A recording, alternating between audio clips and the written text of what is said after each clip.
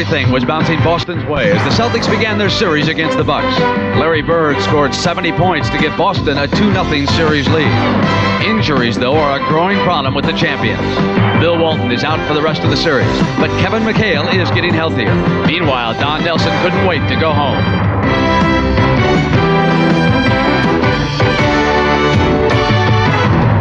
His Bucks came out filled with emotion, determined to avoid the sweep. They turned to their general, John Lucas, who ignited this team. Ricky Pierce, the NBA's top six-man, provided the spark. But Boston fought back to send the game into overtime, where Milwaukee's old veteran, Sidney Moncrief, added the finishing touches.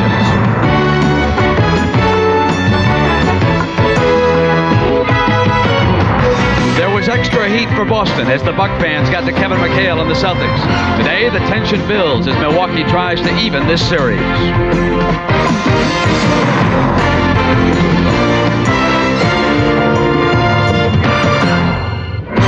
CBS Sports welcomes you to our continuing coverage of the 1987 NBA playoffs.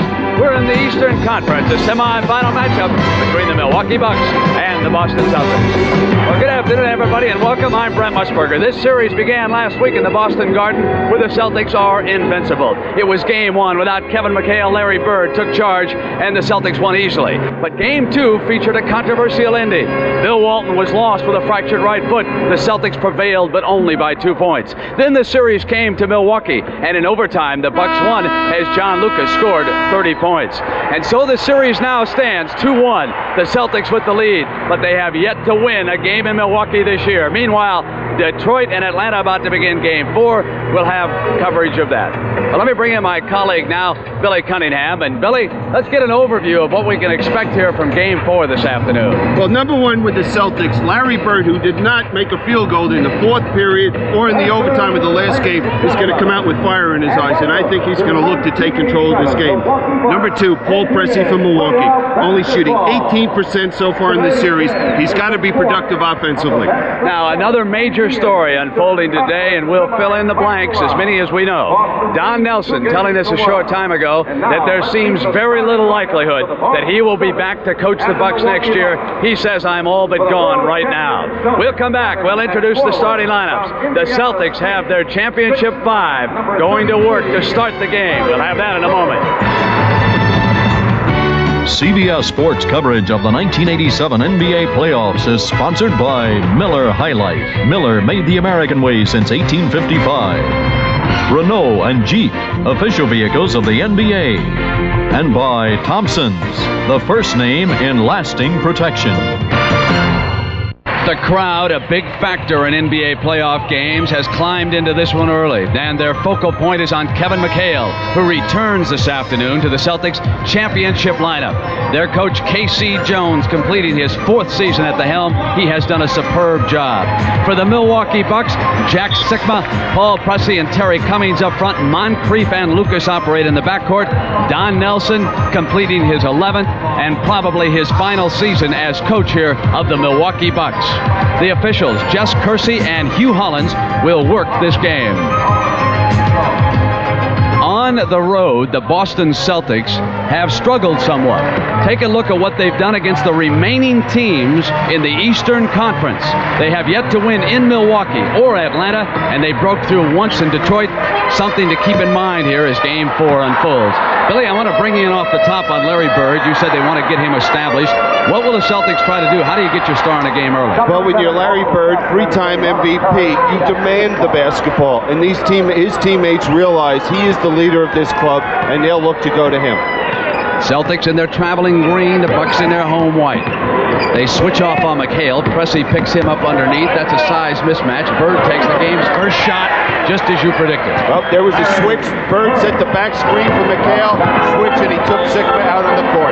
Turned over, it goes to the Celtics. So right away, off the top, and the Celtics can keep this crowd out of the game if they can play with a lead here this afternoon. And if they're making those shots, that doesn't allow this Buck team to run, which they want to do. Pressey seals McHale. Sikma goes with Bird. McHale wants it dropped off to him. Now he goes over toward the weak side. Still circling with Pressey. And Bird on a clear out takes Sigma out for the three-point. Misses. Bucks rebound. It's Lucas. He was sensational Friday night. Going down the middle. And it was sealed up this time, and he missed it. Dennis Johnson with a rebound for the Celts. On the right, Danny Ainge is open. Parrish and Sigma battle. You just mentioned the key word with Lucas for the Celtics. It was sealed off, that lane area, and that's something he was so effective in Game 3, penetrating and creating those easy opportunities. So the Chief, 0-0, Robert Parrish jumping it up against Jack Sigma. Sigma, the focal point of a story which broke in Phoenix last week, which might have thrown him off a bit on Friday night. That alleged gambling tie, another story we'll relate to you this afternoon. Jack going inside, bouncing away from Parrish with the left hand and a nice layup.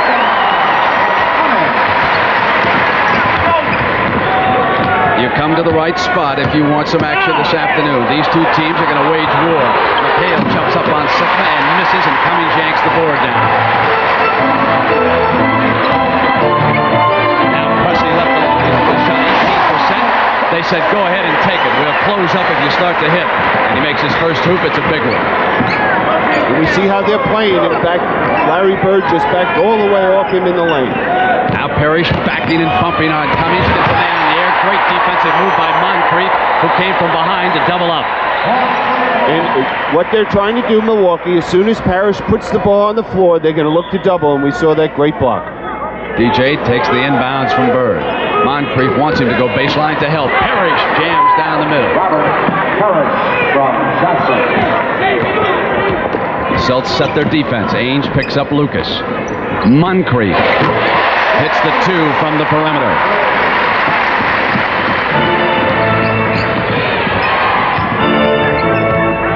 Now they double up on Dennis in that corner, and he tries to dribble free to the paint area. On a runner, he misses it, and Sigma's off with a rebound. Picked up on the move by Pressey. Pressey wanted Cummings, not a good pass. Ainge was in the alley.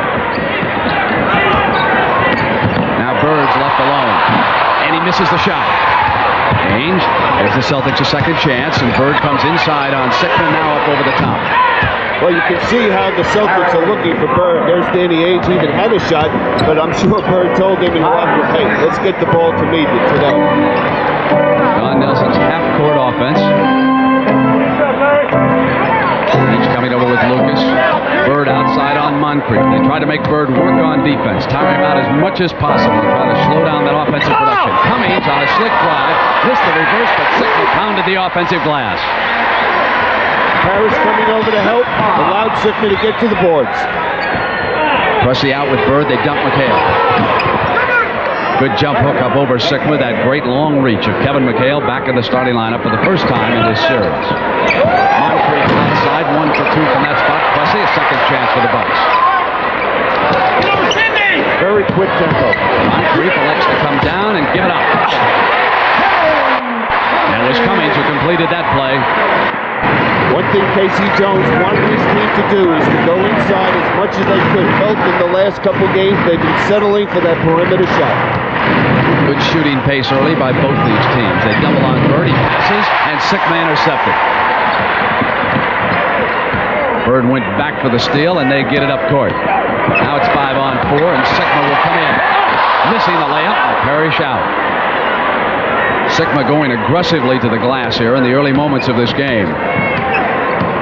Much more intensity at the start of this game than in Game 3 for both teams. The Celtics would dearly love to get this series over early and rest if they can. That might allow them to get Walton back. Cummings bangs McHale on the baseline. That's his first. Well, Kevin McHale's problem with his foot is not running, it's trying to stop. When he plants that foot, he has excruciating pain shooting through his foot. Celtics are 4 of 9. The Bucks are 5 of 9 here in the early going. This is Game 4, Eastern Conference semifinal. Detroit and Atlanta are playing Game 4. Detroit, Ainge has it knocked away by Sigma, picked up Parrish. Right man in the right spot, the Chief for Casey Jones. Pressey, a fine passing forward, brings it up and gives it up to Lucas. Now Cummings, McHale being picked by Sigma, and Cummings goes on the move, and Parrish fouled. That'll be a shooting foul. Now that's where Kevin McHale's trying to force Terry Cummings to the middle where there is help defensively. And another thing is, we know that Cummings would prefer to go to his left, and that was a good strong move to his right.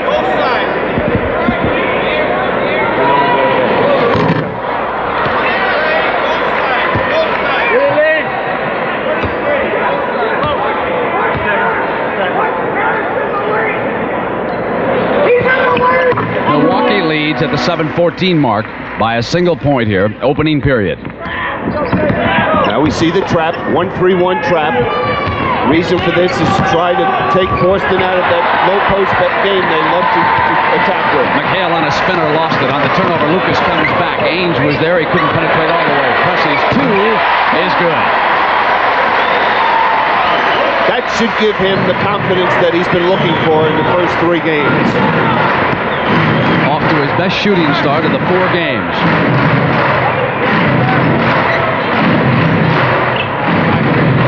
Parrish will roll up a hook, and he's hot. 6 points here in the opening period with Bill Walton watching and unable to play in this series. Moncrief off a fake. Short, Parrish off with the rebound. The Chief gets off real strong in this game. That's important for the Celtics. Here is Ainge for the corner. Now what we're seeing is all the Celtics are involved in the offense, and that's a big key for this ball club. That's an indication that all 5 players have their heads into the game. Both starting 5 still on the floor with 6 to go in the opening period. Perhaps Nelson's a little bit deeper, especially with Walton out. Cummings now, double. McHale jumps in on him. He gives it up in the middle. Moncrief tries to create, but he drew the foul. Dennis Johnson was alongside of him. His first personal. It'll be a shooting foul. We'll take a break here in the Mecca in Milwaukee. We're off to a good start. A 1-point game. Celts with the lead. And his tournament features some of golf's brightest stars. The Byron Nelson Golf Classic on CBS Sports. Next. Off-court problems here in Milwaukee. Don Nelson had to face up with the fact that Paul McKeskey and Jack Sikma were linked to a gambling story in Arizona. I asked him how the players reacted. They were torn up all day, and what we tried to do as a team was to put that behind us for 3 hours, to concentrate on the ball game, to win the ball game, and as a team, all 13 of us, just get together, pull together, and do whatever was necessary, and then worry about the other problems after the ball game. They did a tremendous job of putting that out of their minds. McKeskey was emotional. Sikma also told me that both vehemently deny the story that they fed any gambling information to anybody. McKeskey saying we were victims of circumstance. And that story involving cocaine and gambling down in Arizona. And I guess anybody's name could be linked if you want to throw it out there. Dennis Johnson was linked with cocaine by Johnny High in his apparent testimony before a grand jury. Dennis Johnson said he was distracted Friday, but he said, I've been able to come back from other things, and I'll overcome this too. Celtics might have been upset by that story on Friday night. It could have affected their play. Dennis said, tell me during the pregame warm-ups that he feels much better here this afternoon. We have a tie score. We have 5:52 to go in the opening period. Billy, what do you see with these 2 teams here off the start? First, we see both teams doing what they'd like to do. We see Milwaukee looking to penetrate, offensively and getting that up-tempo game. And we see the Celtics doing what they wanted to do, get the ball inside and get it in Larry Bird's hands as much as possible. This is Ainge. Sikma's there, and Ainge has to give it up. It was over Parrish's hands. Pressing up over his head. This will be easy for Lucas. Now we're seeing a Milwaukee team that is very active today defensively, picking up the loose balls. When they double team, they're more aggressive than they have been in any one of the 3 previous games. Parrish traveled. It'll go over to the Bucks. Now what happened there, Frank, is Robert Parrish was waiting for the double team, and John Lucas just faked at him and caused that turnover. You mentioned the pressure against K.C. Jones, Robert Parrish, and the Celtics. 5 Boston turnovers here already in the opening period. Milwaukee has built a 3-point lead.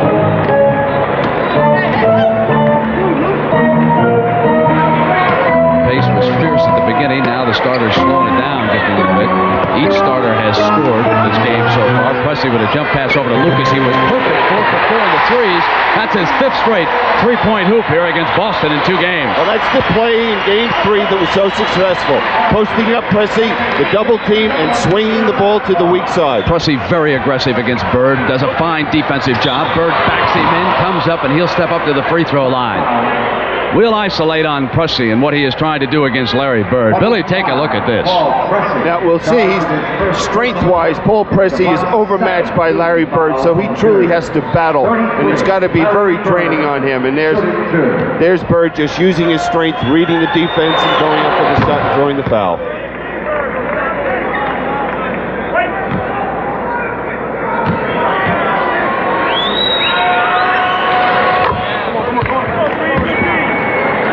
Celtics down by those 4 points at the 4:29 mark. Opening. Now Lucas quarterbacks. He comes around Sigma.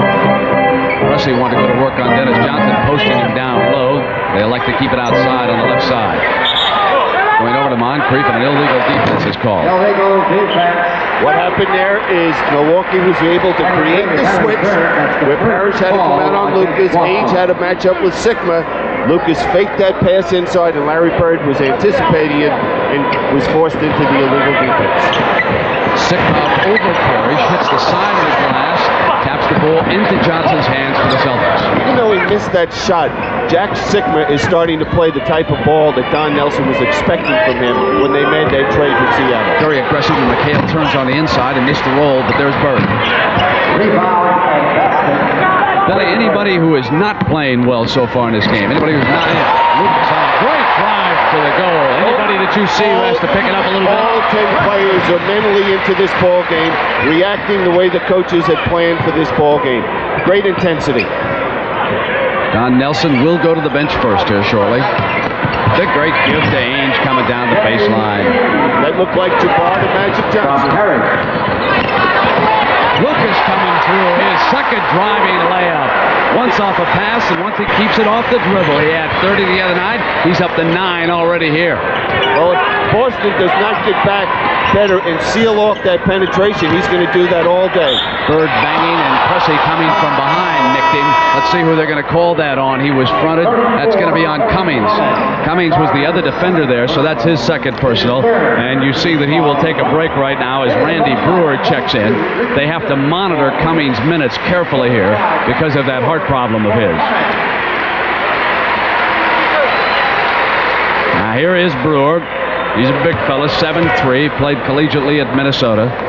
Now in that first game when Bird exploded against the Bucks, he spent half the night at the free throw line. And here today, early he gets in with Greg Kite going to give Parrish a break in the early going. So they'll let Kite and Brewer bang each other. Bird's been perfect on all 4 of his free throws so far. Now we see that big lineup of the Bucks out there, and you would expect at some point they look to go in to either Sigma or to Brewer to create that mismatch. Off Presley's foot on the turnover, goes out of bounds. A player we certainly want to mention who just checked in that I didn't is number 22, Ricky Pierce, voted the NBA's best 6 man. So when you come back, you'll see Pierce in Don Nelson's lineup. We'll return soon. And the thrills come faster. The NBA playoffs continue late night this week on CBS Sports. The Boston Celtics are the defending NBA champions, but you talk to anybody around the league and they will say the Los Angeles Lakers should be favored to win it. They are rolling against Golden State out west. They are 3-0, and folks say they may not lose a game in winning the Western Conference. They can close that out with a sweep. Worthy and the Magic Man had big games. Magic Johnson, just about everybody's choice, is the MVP this year. In the other one, a shocker. Bernie Bickerstaff continues to do a great job in Seattle.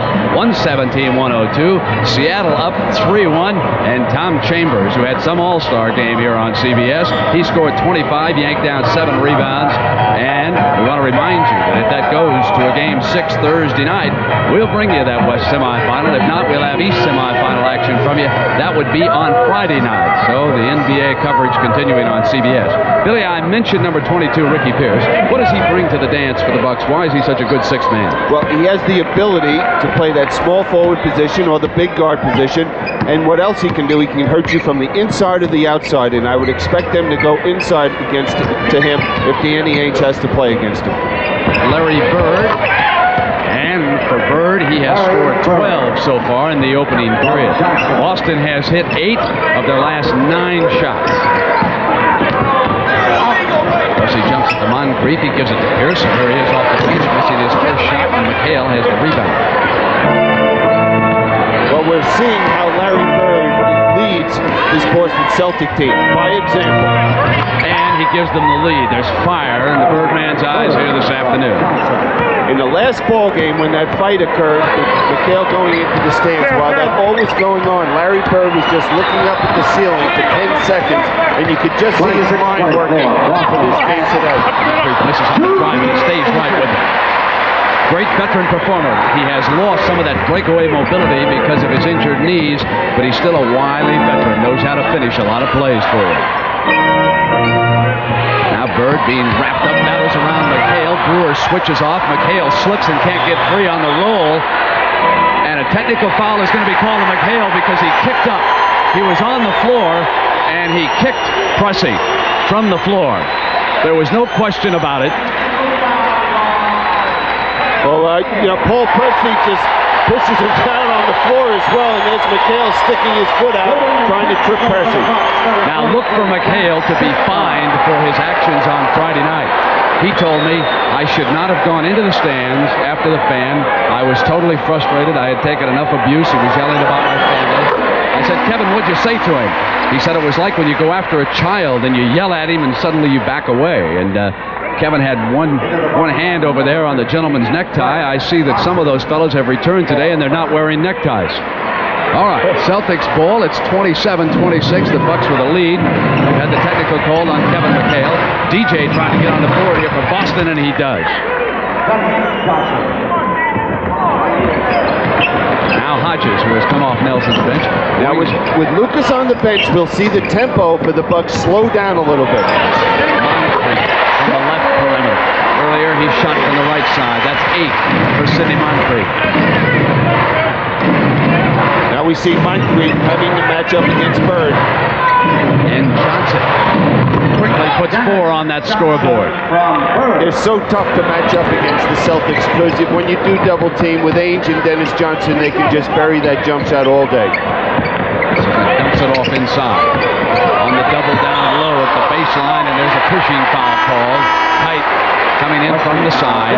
That's a bad foul, Brent, because they had him sealed down there on the baseline, and Ricky Pierce had no passing angles, and just to push him there, they could have created the turnover on the 24-second clock would have run.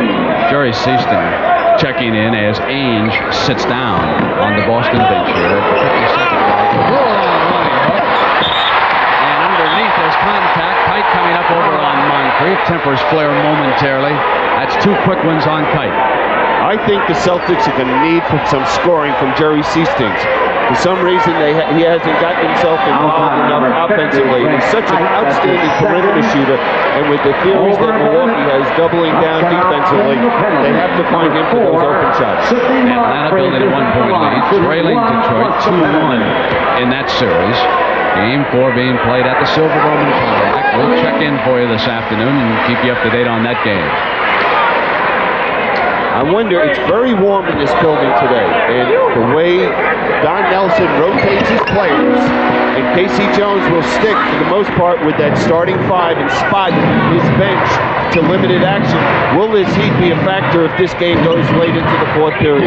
Now we see the double team, the trap, trying to take that post play away from the Celtics. They lose a lot of offense when Parrish is not out there, so McHale turns and he's doubled, jumps it up though and creates that basket. Great individual effort by Kevin McHale.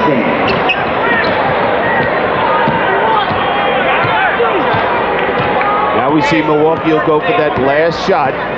There's only a difference of 1 second between the game clock and the 24-second clock. Inside of 10. Here's Pierce. And Dennis Johnson had a hand. Great defensive player, DJ. Larry Bird at the buzzer. fired one off the glass. Do you notice how Bird didn't even hurry that shot? He knew it was a bit of a prayer, but even then he took good aim at it and cut it real close. Boston leading it by 1. We've had a dandy opening period here in Milwaukee. The Celts and the Bucks will wage war here in Game 4, and we'll be right back. Passion, the hurt, the anger, the happiness. I'm in love with basketball. A passionate and emotional game. But the happiness that I reach through basketball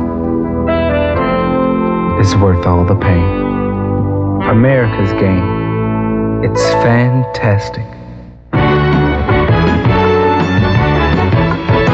CBS Sports coverage of the 1987 NBA playoffs is sponsored by Dodge, setting new standards of performance, and by Liberty Mutual for your auto, home, life, and business insurance. The Boston Celtics with that slim lead, and they did it on shooting of 67% from the field. They hit 12 of their last 13. For the Bucks, they shot 55%. Bird led the way for the Celtics in the opening period with 14. Moncrief with 10 for the Bucks. Billy? And this hasn't been a game, Brent, where both teams aren't coming out and playing very aggressively defensively. It's just the offense. Both teams are in such a nice groove offensively. And at some point, with the way this is going right now, the team that's able to establish that defensive style of play to force and limit this team to less than 50% from the field is going to take control of this game. Let me set the lineups for you as we start the second period. Brewer inbounds to Pierce. Moncrief is out there, along with Hodges and Sigma. That's Milwaukee. Bird, Seasting, Ainge, Kite, and Parrish returns for K.C. Jones. Nelson sees the alignment for the Celtics. He'll switch. First shot off the glass. Seasting rebounds, and here come the Celtics. That was a pass. That was a set play. And if you remember Del Harris's team in 81-82, when they had that big lineup down in Houston, they used to run that play, throwing that lob pass. Moncrief coming with Bird. Parrish to set the screen. Moncrief battling through to get it. And that foul is on Moncrief battling through the screen as Lucas returns and Moncrief sits down. When you play against Larry Bird, it's such an exhausting job because he's running through screens, 1, 2, 3, 2 or 3 screens, and you just can never relax. They have also replaced Sigma with Pressing. Parrish, that high arching shot of his, 8 for the Chief. They want Pressey on the floor for defensive purposes against Bird. Kite taking Pressey, he'll try to go to work on him, and the foul is called, and again we've got contact underneath here. Well, I think if Greg Kite fouls somebody in the same fashion again, we might have a little more than that type of contact out here because he's fouled Pressey as well as Moncrief pretty hard. Now remember that Bill Walton unable to play. Walton will sit for this series. He had a hairline fracture in his right ankle.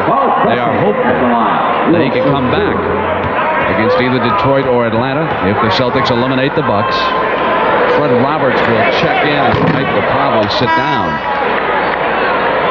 Roberts suffered a freak injury on Friday night. He was coming out from underneath the basket. He fell and he hit a nerve beneath his knee just right, and for a while he lost movement in his leg. He was frightened, and it was not a serious injury, fortunately. He did not play the rest of the way. Now he is in for the first time.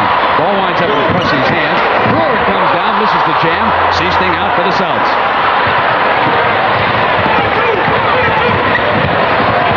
They wanted Parrish, but Brewer took him away, so Ainge comes out to help out. Pierce going with Roberts. Pressey sticking with Bird, and they'll let Parrish go to work. Running into Brewer, and the foul is called on Brewer, his first. Well, we can see that the Celtics players listened to their coach, K.C. Jones, because he was so upset after Game 3. He felt that about 7 out of 10 of their shots in that game were coming from the perimeter, and that's not where the Celtics are effective. It's going inside, and we see they're getting the ball in the Parrish, McHale in the low post area. Paul McKeskey seeing his first action. Brewer sits down. Now when you've got Sigma, Brewer, and McKeskey, you have a lot of fouls to give in the middle of Parrish and McHale. They pick Lucas up, and he gets it into Pierce's hands, and Roberts and Seasting quickly retreat defensively. Hodges' three is short. Celtics give the Bucks but one shot that time. Bird off of Parrish and out of bounds. It goes to Milwaukee. Quickly, Lucas going to drive it down. Line pressure. Did not get all the way. McKeskey's offensive rebound, and he's fouled underneath. He'll shoot a pair. When you have the ability to penetrate, it forces other defensive players, in that case, Parrish, to come over to help. And any smart offensive rebounder, like McKeskey was on that play, you just go to the offensive boards, and it's wide open.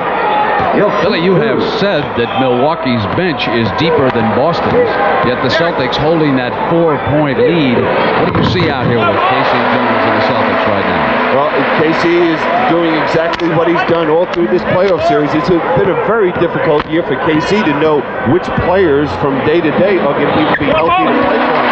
And he has not been able to use his bench, and they have not been very effective for him. So he's going to have to go with these people. And I think it's very important if they want to get to the finals that they end this series quickly. And I don't think the Milwaukee Bucks have any plans on allowing them to do it. That being the case, this is a critical game. On the pass into Parrish, but the whistle was sounded by Jess Kersey, and the foul on McKeskey is his first. O'Keskey.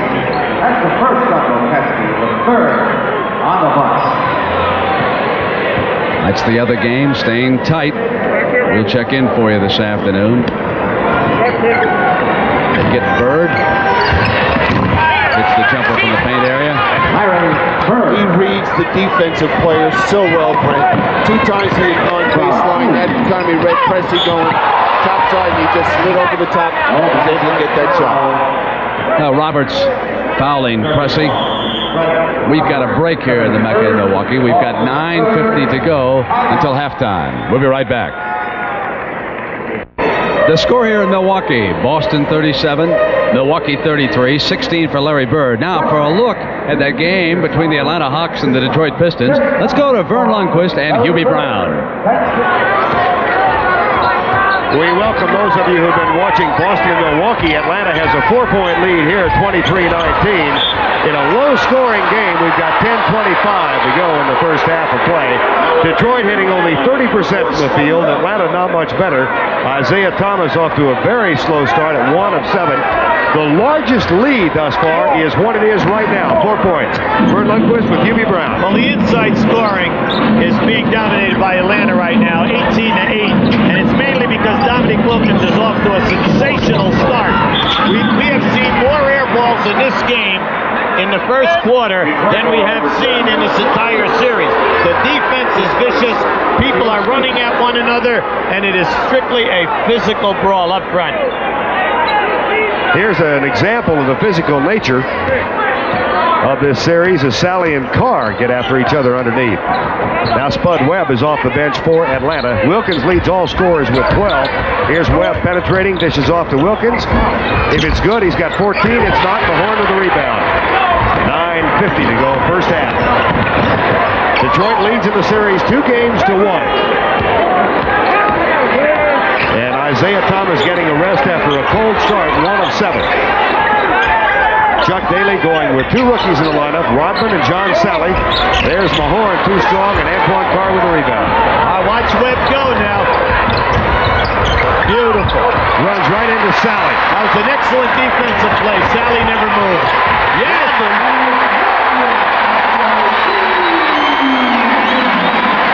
He's about as excitable a first-year player as you'll find in the league. This group really gets out on the break, and they ignite the fans.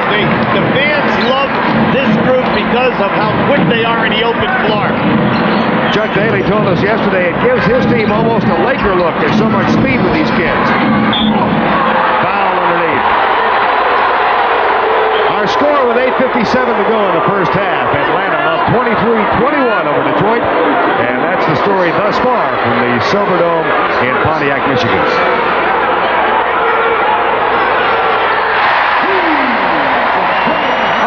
Thank you very much. Craig Hodges just hit that 3 to pull Milwaukee to within 1. You also missed a field goal by Jack Sikma and one by Kevin McHale. No one has missed. Both teams hot right now. And for Boston, Seasting with a 2. Ainge wanted the 3, but Jones was right there on the call. Well, right now we see the Bucks going with their small, quick lineup, the Celtics with their big lineup. Hodges, another 3. 2 in a row. Now when we come the other way, we're going to see the Celtics try to get the ball inside to McHale because he's matched up against Pressey, and Pressey has to give up several inches. As a result, Pierce is over on Bird. McHale and Bird. Ainge on the drive, misses. Chief has it knocked away by Sigma. Here's Lucas. Lucas coming inside on the penetration up over Bird. Blocking foul is the call. We could see a 4-on-2 break, that quickness of Milwaukee.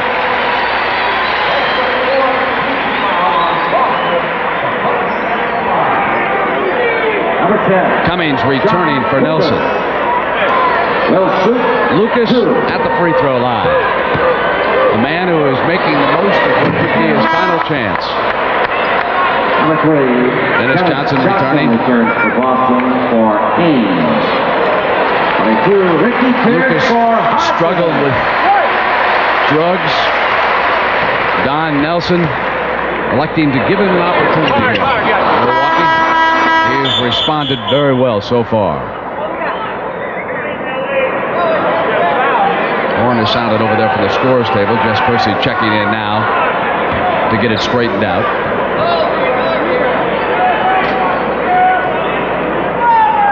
We've got a 41-all tie with 8 minutes to go. Again, it was the 2 3-pointers. Billy, let's go back on Larry Bird. At the very top of our broadcast, you said that Bird would take charge of this game, and he has. He absolutely has, and I would not be surprised. He has that ability to just carry a basketball team. Now, this guy has won MVPs, we said, 3 consecutive years, and I don't think he'll win the 4th consecutive because of Magic Johnson's performance this year. But this guy is such a leader, such a competitor. He does not like to lose, and if his teammates are not playing up to the level that he feels they should, he'll say something to them individually. Well, we get word that the problem is the amount of time Ricky Pierce stayed out. It was an illegal substitution. So Pierce goes back to the Milwaukee bench and sits down. Moncrief is there. And now Pierce gets back up off the bench. They say he never reported, but he reports now. So he's out there with Pressey, Lucas, Sigma, and Cummings. That's what that was all about. So it becomes official.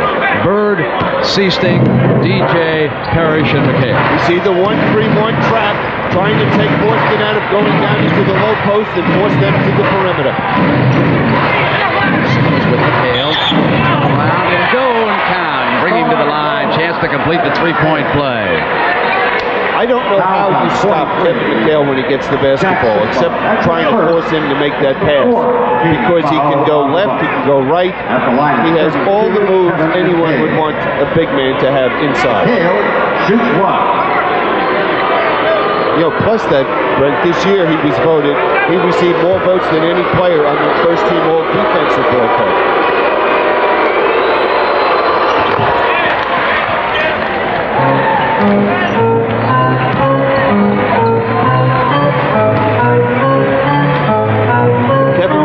With any other club, he's a superstar. They post up with Pierce. Gets a defender up in the air. He'll come up and shoot a pair. You don't see many teams looking to post up Dennis Johnson.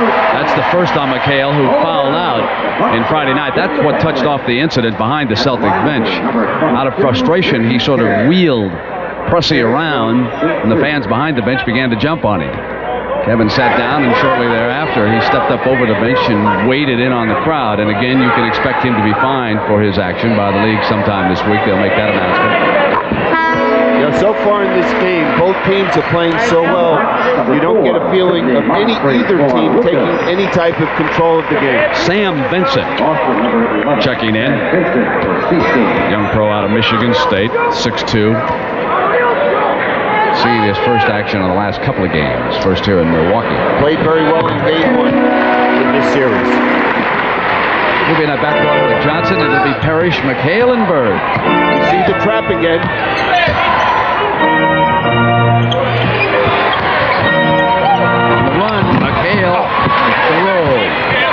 11 for McHale, 16 for Bird, 9 for Parrish.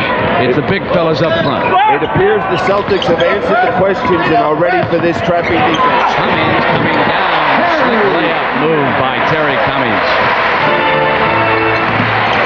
It's got to be very upsetting for Casey Jones seeing teams take the ball to the basket against this Celtic team because they are so big inside. Bird on a left-handed runner drew the foul. Now we've got a break here in the Mecca in Milwaukee. Television timeout at the 6:58 mark. We'll be back. The Celts are up by a point. Boston now in the penalty.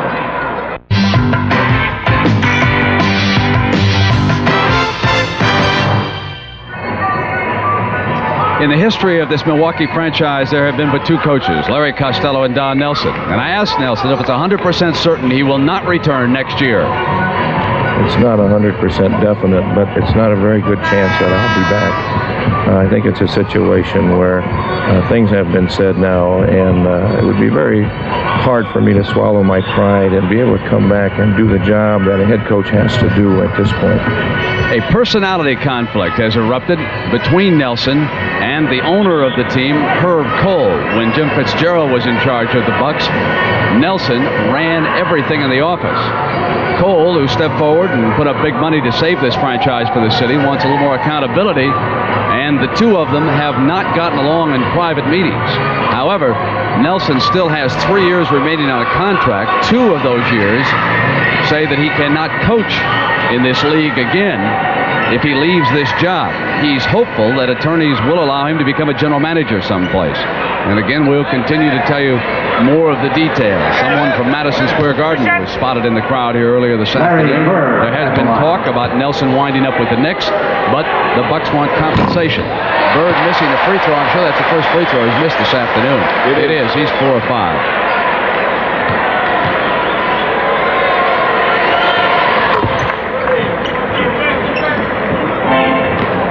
Sidney Moncrief comes up. Celtics have hit 18 of the last 21 from the floor.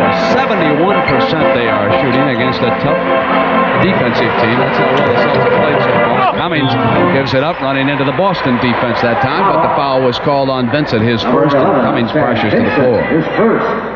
Over the Bucks in the penalty. And with the penalty in effect, we'll have a little free throw shooting here with Cummings moving up. But what we've seen offensively for the Bucks is their ability to capitalize on their quickness. They're a much quicker basketball team than the Celtics, and they've been able to penetrate, draw the fouls, or get to the hoop and make the easy shots. But I think that what I think the Celtics are going to have to do is back off a little bit, force these guys to shoot the perimeter shots, and not allow them to penetrate. Tied at 47. Pressey taking Bird defensively. Vincent goes to work with that quickness on Moncrief that time, and Cummings comes away after the miss, and now it's Pierce at the other end inside at Dennis Johnson, missing the layup.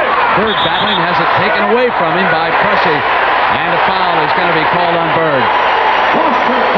That's his second. 33, Larry Bird. That's 2 on. Well, this is an area that the Bucks have been able to hurt the Celtics on the offensive boards. See Pressey just jumping over Larry Bird and getting that offensive rebound. Ainge replaces Vincent. Both teams are in the penalty now, so any foul, they'll go to the foul line.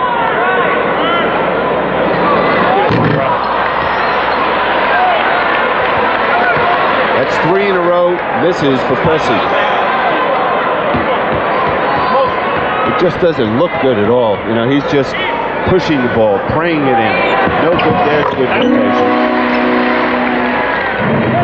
Giving the Bucks here we see the point lead. They'll look to trap right here, trying to force the Celtics to swing the basketball, keeping it on the perimeter, and also not letting Larry Bird post up. Bird screening into Sigma, so Jack switches off on him, and now Bird goes to work on him. Oh! Misses the layup, tapped in by McHale. Very close to being over the cylinder. Moncrief back at the other end, drives on Bird. Defensively, it was Parrish. He does the job. Nelson wanted the foul, doesn't get the call. Now it's Danny Ainge. He'll drive in on Cummings. Goes to the left hand. And McHale and Cummings collide. The loose ball foul number 2 on McHale. 32, Kevin McHale. That's 2 on McHale. Bucks in the penalty. Return the line.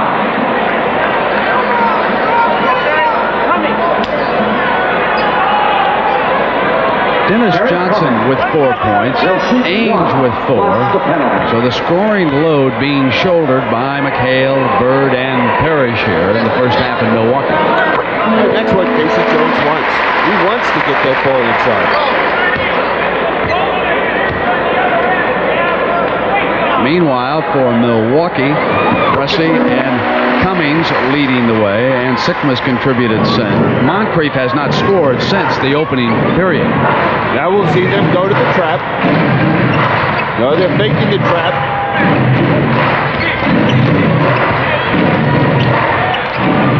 Cummings pressuring Parrish. They get it to McHale. Sikma is with him. McHale backing in. Leans inside and a high shot. Milwaukee's rebound. Contact between Ainge and Pierce. And that foul will be on Danny Ainge. His first. The Celtic bench very unhappy that an earlier call was not made against the Bucks. Another thing we're seeing with the Celtics, when the ball is getting into Parrish and McHale at the offensive end of the court, the other 4 players are standing and watching. There's no movement, which we see when the Bucks get the ball inside. Hi, Billy. What about the Celtic team? Have they dropped off since a year ago when they won the championship? Is that what you're saying here? This is not as strong a team? Oh, I don't think so. I don't think they're as strong as last year for a few reasons. Number one, and most importantly, injuries. There's a man sitting over there, Bill Walton, who came in and was able to add that emotion besides his great playing ability. Scott Wedman, he was hurt last year in the championship round. You know, and if you plan on repeating or winning a championship, number one, you must have a healthy team. Number two, I do not see the same spark in the Celtic basketball team that I saw last year. Now, are you saying that Detroit or Atlanta would have a shot at them in the championship? Definitely. If this series goes 6 or 7, and by no means am I discounting the Milwaukee Bucks having a chance to beat this Celtic ball club. All right. Sikma reaching in, foul Johnson, his second personal. One he'd love to have back. He reached in on him. I also believe that now the Celtics, everybody's talking about, well, they're not as good as they were last year, and they're a little bit of the underdog. They're still the guys with the ring on their finger. And I think that Casey Jones will use this to his benefit, telling his players, hey, we're the underdogs now. We're not just the guys repeating the third championship, which, by the way, hasn't happened since 1969. You saw McKeskey getting ready to check in, and now he'll come after the first free throw.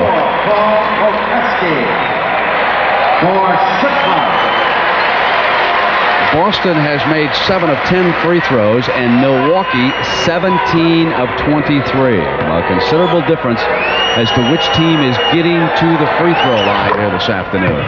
You get to the free throw line either driving the basketball to the basket or getting it inside to post-up players. McKeskey outside shooting about this time. Hale rebounds Boston. Celtics can tie or go ahead with a three-pointer. We're inside the 5-minute mark. Pat O'Brien will be along at halftime. Into Parrish. She comes up with the jumper. Can't get it to roll. And Cummings off with another rebound. And here's Moncrief. Now it's Pressey. This tempo is too quick for the Celtics. They're going to have to find a way to slow it down. It's hard to imagine a tempo being too quick for the Celtics, isn't it? How times change with ball clubs and personnel. Johnson coming in on a runner. He'll get to the free throw line. Let's check in on DJ's record here in the playoffs now. For the season, see what he shot, his points. Look at that for this series, though. 59% and 24 points. He's also averaging over 10 assists a game. But he's not getting many shots here this afternoon, I might point out. He's only had 3 from the field, and he's made 2 of them. So perhaps with all the emphasis on the inside game, they should also create some jump shot opportunities for DJ. It should, and that will come as the game goes on. As long as the Celtics are close, then I think Don Nelson's going to have to make some adjustments about going to double down. The old double down. The old illegal defense. Presley takes it outside and brings Parrish. Bad pass. McHale intercept, and here's Bird. Parrish runs the floor, and here's Ainge now. Here's Johnson. He'll come around Cummings. There's the jump shot. Short this time, and Cummings out. Johnson will come back defensively. It's 2-on-1. Cummings will finish. Only 2 Celtics were able to get the half court during that series. I think they're getting a little tired. The bench could be a huge factor the rest of the way. It is warm in the Mecca here in Milwaukee. DJ on the drive, has it knocked away. Off Milwaukee player's leg and out of bounds. Boston's ball. They'll set the inbounds play. Now, the last few minutes we see Larry Bird has not been as involved in the offense as he was in the first, well, say 14 minutes of this period, of this game. He scored 14 in that opening period, Billy, and he has scored 3 here. And has he had a break? Have they taken him out of the game yet? I don't believe they have. No, they have not. Ainge gets it into Larry's hands, missing that time, and Cummings comes away. He may be tired. Intercept by Ainge. Good play defensively. Now Bird gets it into McHale. McHale on the drive. That's 15 for McHale. We've seen back-to-back turnovers by the Bucks. They have to handle the ball a little better. Now we see them trying to post up Paul Pressey.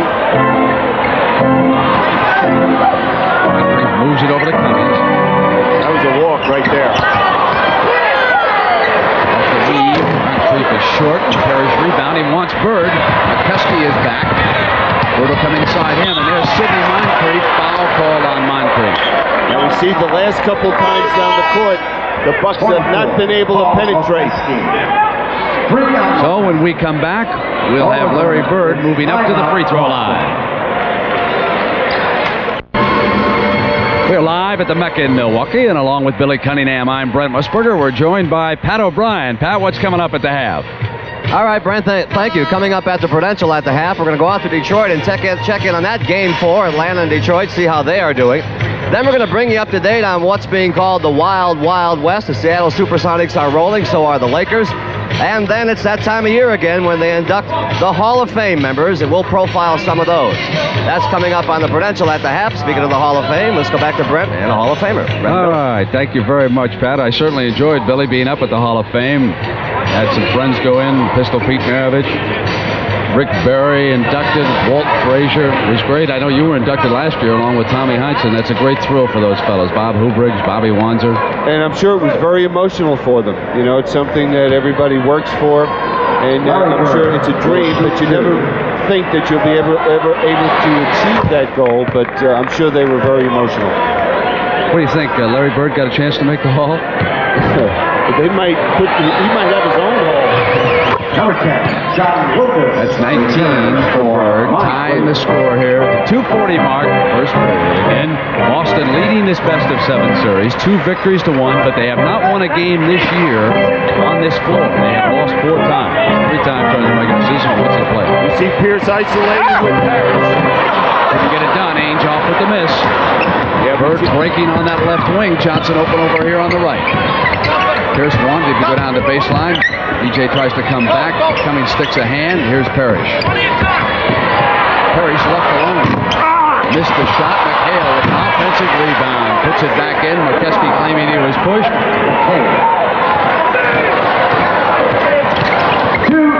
Alex Lucas will return. Sickler gets up. He'll be checking back in. McCuskey with the 2 misfiring. Offensive rebound. Second chance. And Cummings buries it. He's playing a great basketball game, especially on the court. We're seeing now the Celtics have shut down the lane area. They're forcing that perimeter shot. It's been a good first half of basketball. Both teams have played very hard. That's what you love to see in the NBA, is when they work as hard as these guys have this afternoon. They're such great athletes. They get it inside to McHale.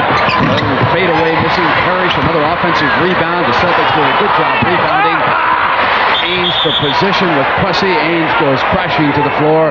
Pressey was over there on him, and it's going to be called on Ainge, and he's very unhappy about technical foul on Danny Ainge.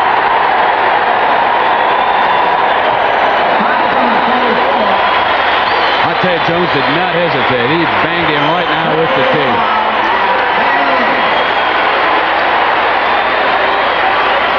You think that's a sign of frustration? On Danny Ainge's part, I think it is. Sikma has shot once following Kevin McHale's technical here earlier in this game.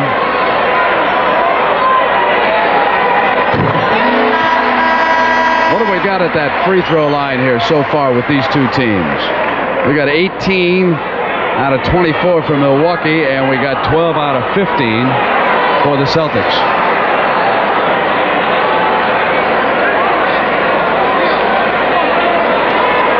Ainge still complaining. But Danny Ainge better make sure that he doesn't pick up that second technical foul. They cannot afford to lose him in this ball game. KC and Jess Kersey.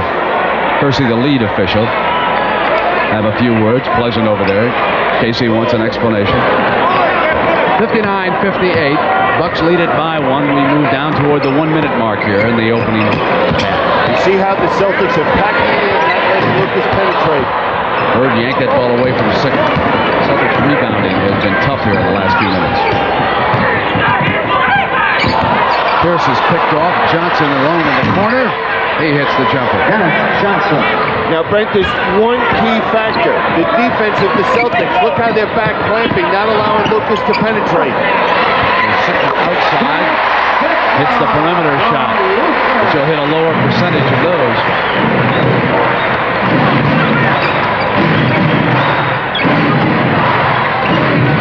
Moncrief is with Bird. They get Parrish inside. Chief taps it in and misses, and Cummings is out with a rebound, and now it's Lucas. Celtics are back defensively. Lucas trying to get inside with the right hand. Great creative move by a left-handed shooter. Usually he shoots an off-balance left-handed shot. Now Lucas battling Ainge defensively. He had some defensive problems early. Bird on the turnaround hits it, and that's 21 for Larry Bird. Great game. At halftime, Don Nelson's going to have to make some decisions on how they're going to play Larry Bird in this second half. Now Lucas comes in on Parrish. Johnson was also there, and Johnson and Lucas exchange words. It's getting a little nasty. Lucas wanted to get after him, and I'll tell you what, Kersey had to cut him off.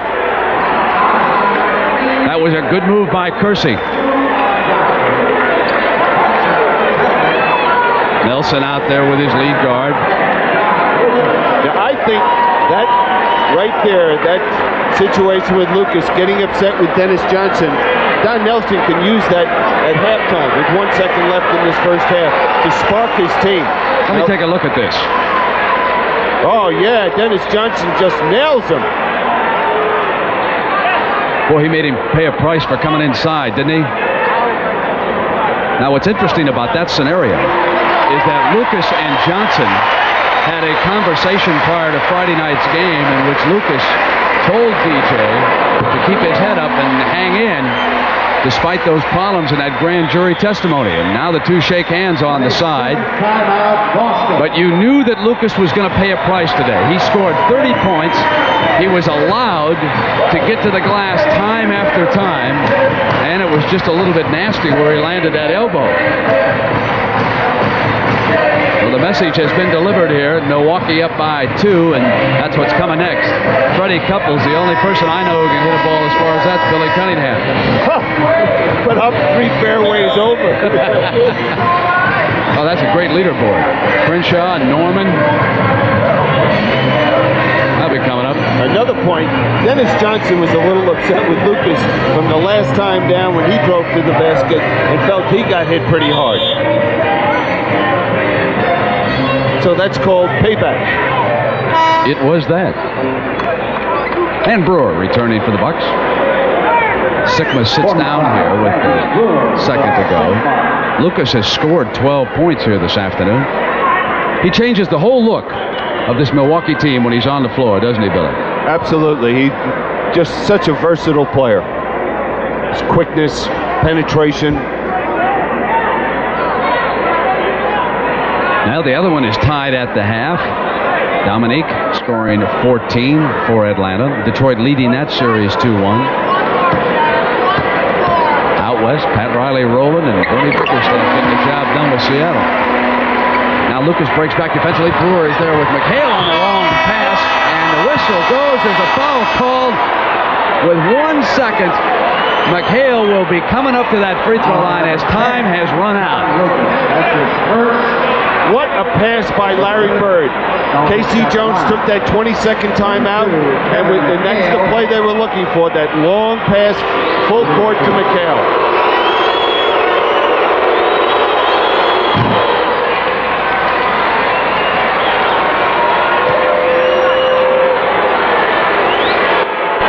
That's 14 of his 19 points in the second period for Kevin McHale. Here's a look at it. Lucas coming in behind. McHale hooking. I'll tell you, there was a full second left, wasn't there? It doesn't start until the ball is touched. The end of the first half, and it's a dandy. Bucks up by 1. Pat O'Brien will be back with the Prudential at the half from the Mecca after this message. The Prudential at the half. Sponsored by The Prudential, offering a full range of insurance and other financial services. Well, there's a terrific basketball game going on in the Mecca in Milwaukee. The Bucks lead at 65-64 over the world champion Boston Celtics. And hi again, everybody. I'm Pat O'Brien. Once again, welcome to the Prudential at the half. Happy Mother's Day to all of you. The NBA was in the West yesterday. We'll get to that in just a moment. Right now in Detroit, there's another Eastern Conference semifinal game going on between Detroit and the Atlanta Hawks. It has been a low-scoring game, and the story for Detroit all year, actually, has been Isaiah Thomas. He finds Rick Mahorn inside for an early lead for the Pistons. Isaiah Thomas will fundamental you to death there. He takes a drive to tie the score. Always a big crowd on hand there. Both teams shot poorly in the first half. Dominique Wilkins takes it home, though. He's got 14 points in the half, and right now at the half, the score is all tied 40-40. We are enjoying Eastern Conference basketball today. Yesterday was the Western Conference's turn. There are really two stories in the West. One, everybody continues to marvel at the Los Angeles Lakers. They have yet to lose a playoff game. And two, how about the Seattle Supersonics? I guess if you're in Houston, you're saying, who are those guys anyway? The story in the West now from Tim Brandt and from Dick Stockton. Here's that. It was just about a year ago at this time that the Los Angeles Lakers were looking forward to another world title confrontation against the Boston Celtics. But of course, they were ambushed by the Houston Rockets in the Western Conference Finals and out of the picture. They vowed that wouldn't happen this time. And of course, that was evident as the Lakers crushed the Golden State Warriors 133-108 in Oakland yesterday to move to within one game of moving to the Western Finals. The normally raucous Warrior crowd was taken out of the game early by a sizzling display of the Lakers' patented fast break offense. James Worthy was the chief tormentor with 28 points to lead LA's explosive attack. The Warriors didn't know what hit them. Tom Heinsohn asked Magic Johnson. You think you got him? We think so. We think so because we played hard. We showed them what type of team we are. You know, this was just, I can't even put the emphasis on this game to go into tomorrow. See, because we got them down now. It was a big game for Michael Thompson, seeing considerable action for foul-prone Kareem Abdul-Jabbar. Thompson scored 23 points and had 12 rebounds. Thompson's mid-season acquisition may prove to be the icing on the cake for the Lakers, and a big career turnaround for him. And of course, playing with a winner like this team, it really keeps you enthused and keeps you that young feeling. So you can't get tired when you're winning. Winning heals all wounds. And a look at the Western brackets, where the Lakers are now one game away from a series sweep of the Warriors, and they could get it later today. They're not cruising. And you ask any one of our players, they gave everything they had today, and they're whipped, and that's what it's going to take. Durability is part of this thing, and if we fall prey to any kind of complacency or cruise control, then we're going to be on vacation. So that attitude, I think, was last year. And it is apparent that Pat Riley has his team focused this time around. The Lakers have now won all 6 of their playoff games, but what may be more significant is the fact that they have won them by an average margin of a whopping 22 points. That's the story here in Oakland. For the other half of the Western bracket in Seattle, let's go up to Tim Brandt. The Seattle Supersonics continued their dominance over the teams from Texas. First, the Sonics eliminated Dallas. Now they have jumped up on Houston 3-1 in the best-of-7 series as they head back to Houston. This game was a very physical, emotional ball game. This is a club, Seattle, which finished the regular season with a sub-500 record. Now the Sonics are playing like champions.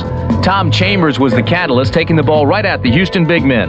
The 6'10 veteran from Utah was in command. While Akeem Olajuwon and Ralph Sampson got into foul trouble, Chambers scored a game-high 38 points. He pulled down 8 rebounds to lead this team, which has 2 rookies and 7 players which arrived this season. I didn't know we'd all come together, 8 new bodies, and be able to perform this way. It's just been a fairy tale season for the Supersonics. We've come back up into the ranks in the NBA in one season when we all figured it would take a few. Seattle head coach Bernie Bickerstaff orchestrated a brilliant victory, and its Seattle Supersonics now move on to Houston with a 3-1 lead in the best-of-7 series and the attention of the entire NBA. Seattle is for real. I'm Tim Brandt for CBS Sports. And there is no truth to the rumor that the Supersonics are changing their name to the Surprising Supersonics. Lakers and Golden State Game 4 later on this afternoon. You know, playoff memories are being made right now. The plays you are watching today are indeed the highlights of the future. With that in mind, let's dig into the At the Half history book and look back at 2 memorable playoff contests. 13 years ago, it was Game 6 in Boston. The Celtics led the Bucks by 1 with 7 seconds left in double overtime.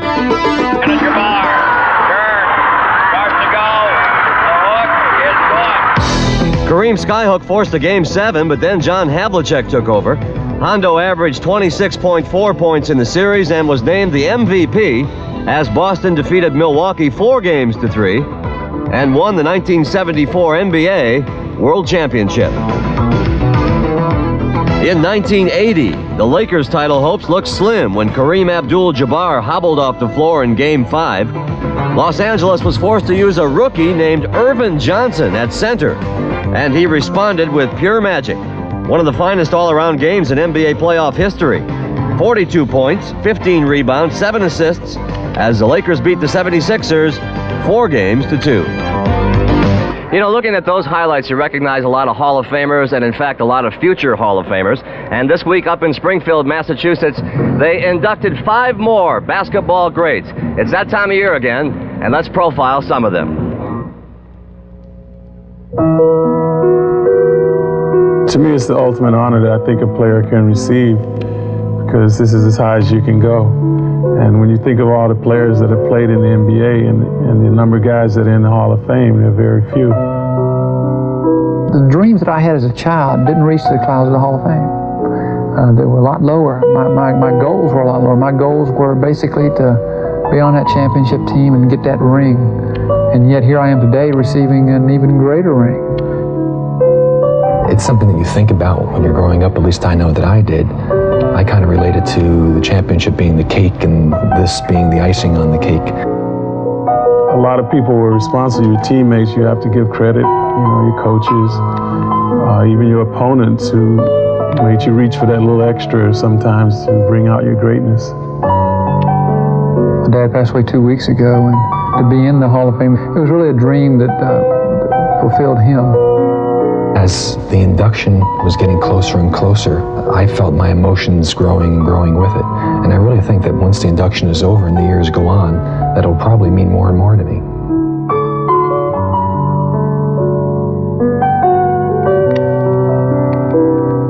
And along with those 3 players, 2 other greats from the 50s are honored.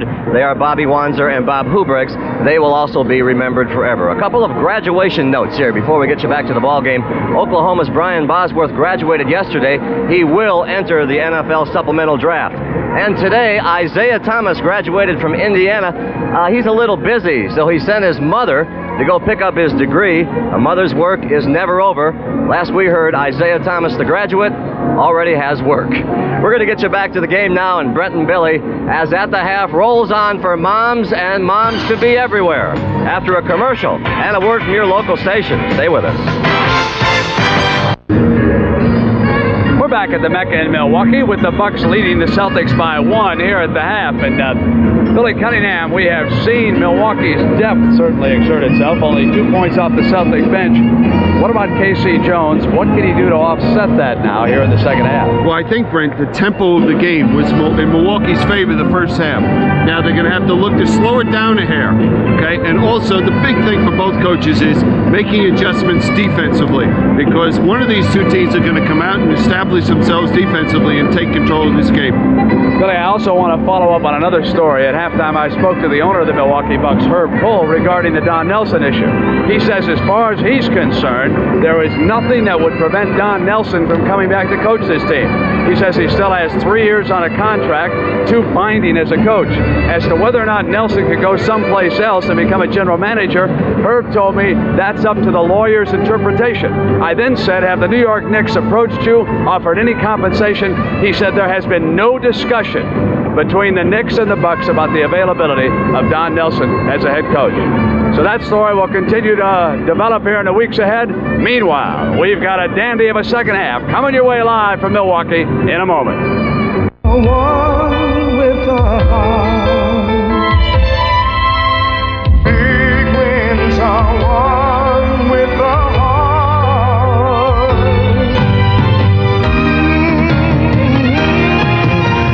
Find out about sports for people with disabilities. Call your Easter Seal Society.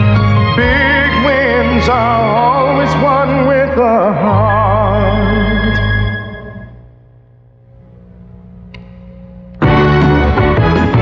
CBS Sports coverage of the 1987 NBA playoffs is sponsored by Miller Lite. For great taste, there's only one light beer. And by Nissan's Pathfinder, named Best 4x4 of the Year by both Four Wheeler and Four Wheel and Off-Road magazines. Well, we're ready to start the second half. And you know, this is Mother's Day, and we want to pass along a happy Mother's Day to everyone along the line. Hugh Hollins had the most interesting message. He came over to me and he said, Brent, please wish a happy Mother's Day to the mothers of the referees, because they are the only ones who love us. So a happy Mom's Day. Mrs. Hollins, hope you're enjoying the action. Your son's doing just fine. He had a couple of tough technicals. He stepped right in, aggressively called them. Appeared to be right in both instances. And we get set to go. Cummings backs in. Ainge attacks him with the double team. McHale is there. They ship Lucas, and the illegal defense is called by Hollins.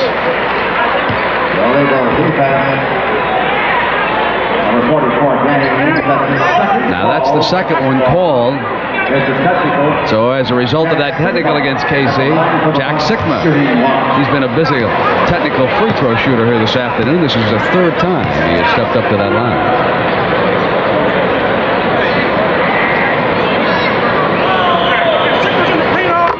How about the bench scoring so far? As far as the Celtics are concerned, I mentioned only 2 points. They've gotten 11 minutes. Look at Milwaukee's bench. They gave them 30 minutes and 12 points. Huge difference. Well, all 5 starters for the Celtics have played 20 or more minutes in the first half. But that stat on the scoring from the bench is not surprising. Cummings against the double team, gets the fall and a chance to complete the three-pointer. The foul on Parrish is his third. Actually a 4-pointer, because they got the illegal defense foul shot. Now now the key is the defense does not come quick enough. Robert Parrish to give that help.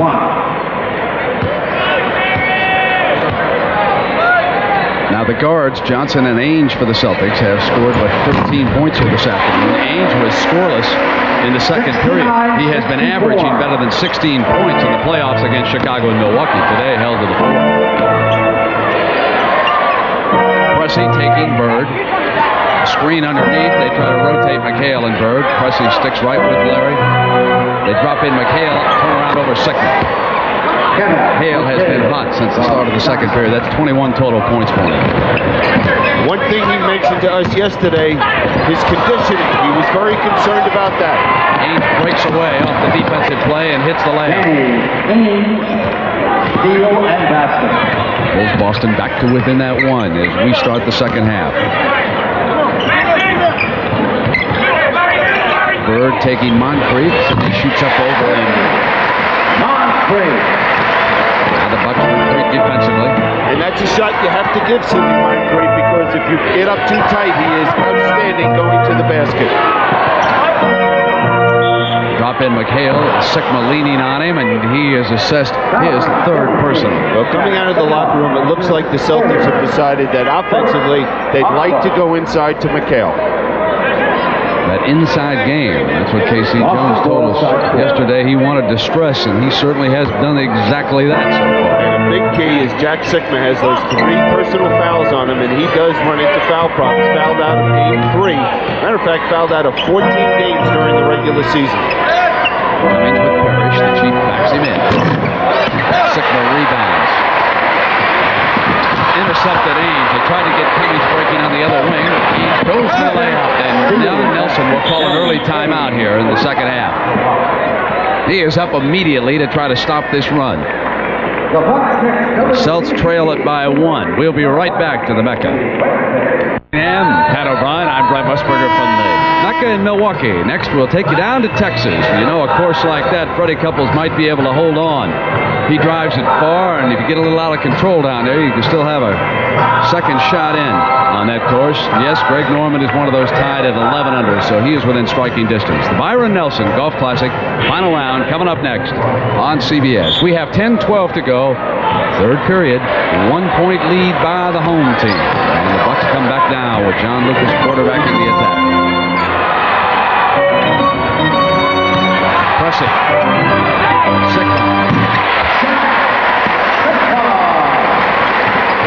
Percy's penetration forced Robert Parrish to help and allowed Sigma to have that open jump shot.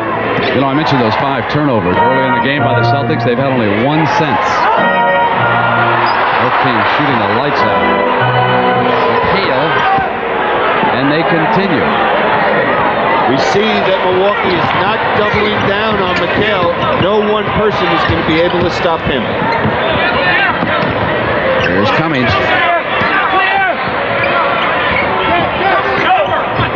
Lucas moves it quickly to Pressey. Ainge takes him. Pressey penetrates. Misfires. McHale rebounding. The Celtics can take the lead. Larry Bird has not touched the basketball so far in this third period. Dennis was determined to end that drive. Getting the ball into his hands. Now Sigma switches off. He whips it over to DJ. Bird comes with a shot clock expiring. No shot. It had gone off. A 24-second violation, so from the side, the Bucks bring it back down. Lucas looking for daylight. Celtics again not giving him any of those easy driving layups if they can prevent it. That's what hurt them badly Friday night. Pressey over Bird. He has shot better further away from the basket here this afternoon than he has the free throws or in close. Milwaukee up by 3. Here's Ainge from behind the McHale screen hitting the jumper. Well, that's 6 points for Danny Ainge to start this third period. The tempo is in favor of the Celtics. Stopping that penetration. Cummings going to work on McHale. Now it'll be Sigma from the corner missing, and Ainge wrestles it away from Moncrief. Breaks on the left side. Lucas picks him up. Bird is on the weak side. They go into Parrish. Bringing the shot clock down inside of 10. Parrish drives in for the hoop. We've had 8 lead changes here this afternoon. Lucas coming back. Bird and Johnson both there. And we're seeing that Milwaukee is not doubling inside against either Parrish or against McHale when they're getting the ball down low. And they'll look inside as much as possible. Offensive foul on Moncrief. Knocking Ainge down, his third personal.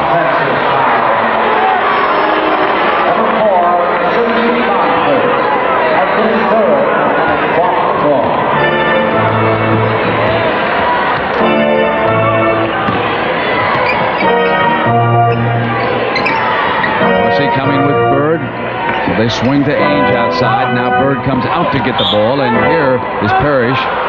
And Moncrief and Cummings on the inside against him. And the foul against Moncrief is his fourth.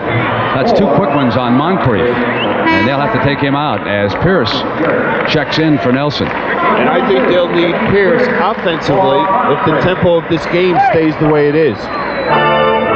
Because at the set offensive end, they're going to need his firepower from the perimeter. He's 0 of 5 here this afternoon so far. Johnson going to the glass with that field goal. Well, we see that the Celtics have come out with more intensity to start this third period. Cummings. Sigma tips it in.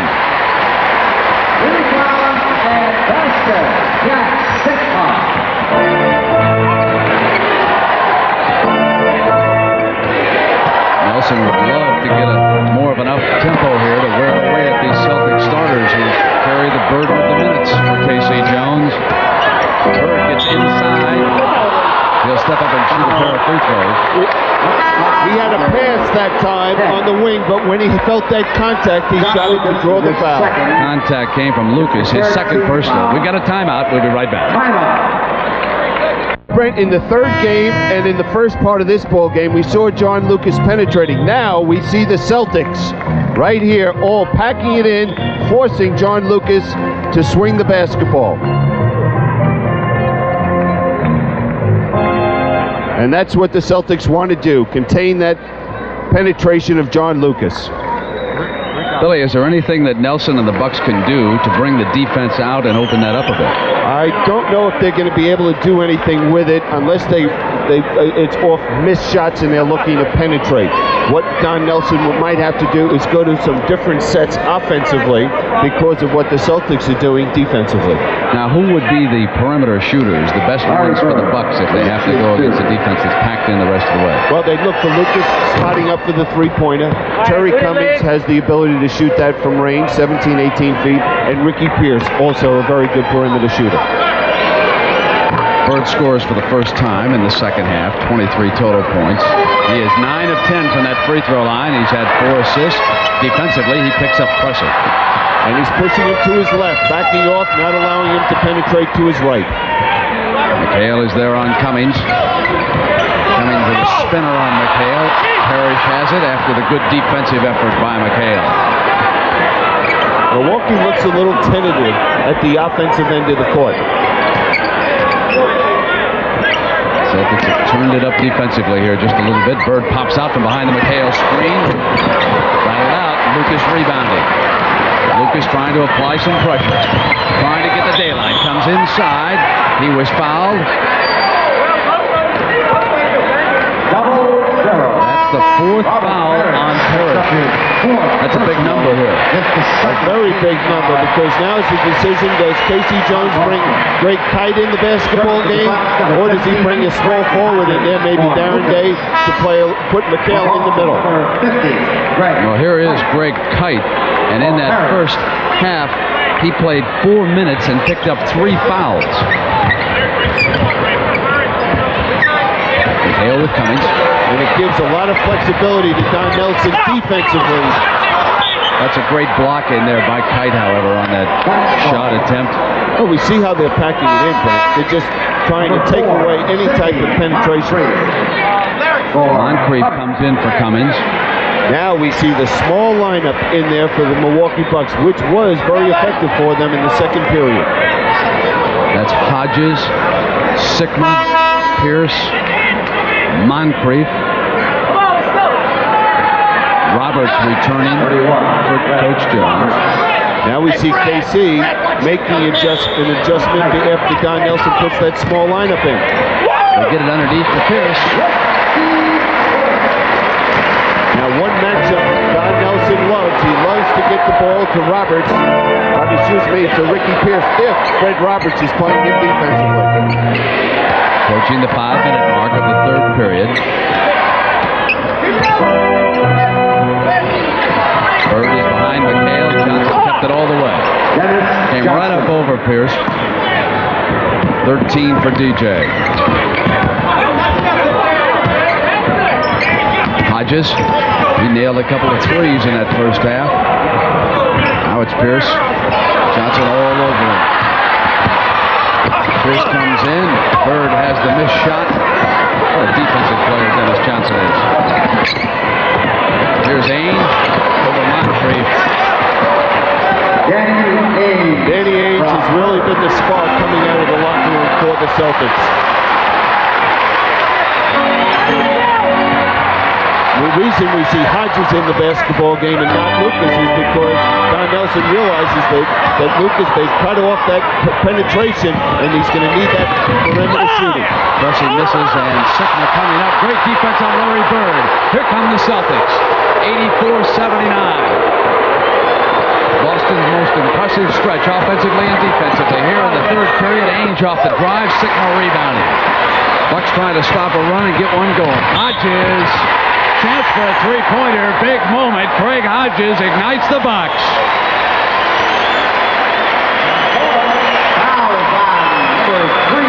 Third personal on Johnson. Great finishing move.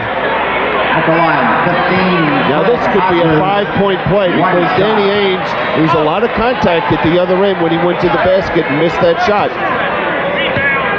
You see how Bird came over on that play. The foul had already been called and was trying to stop the continuation by getting a hand up there if he could prevent that shot from going in. So it's a 2-point lead on the Celtics. See the trapping defense. Ainge's three is there. That's 11 points this period for Danny Ainge. Great third period by the Celtic guard.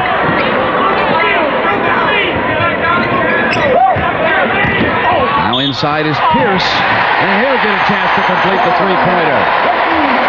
Now the question is, who is that foul on? Because that could be Dennis Johnson's fourth. Or Larry Bird's third, and it's going to go against Bird, Billy. His third. See, there's Bird reaching back in on the ball, and that's when the foul was called, and Pierce stepping up to the line. Bucks back to within a pair. And Walton can only sit and watch out of this series.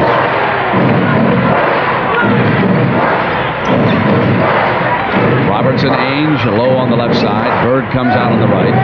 There's McHale. Rolled the hook shot in. Had it come off, Roberts was right there for the jam, too. Yeah, but the beauty is Larry Bird got the ball to McHale right in stride, so it was all one motion going up for the shot. There's Pressey on the drive. Bird influenced the miss. Moncrief coming up, misses. Rebounds again, left-handed shot. Great effort by Sidney Moncrief. And that could be on Larry Bird.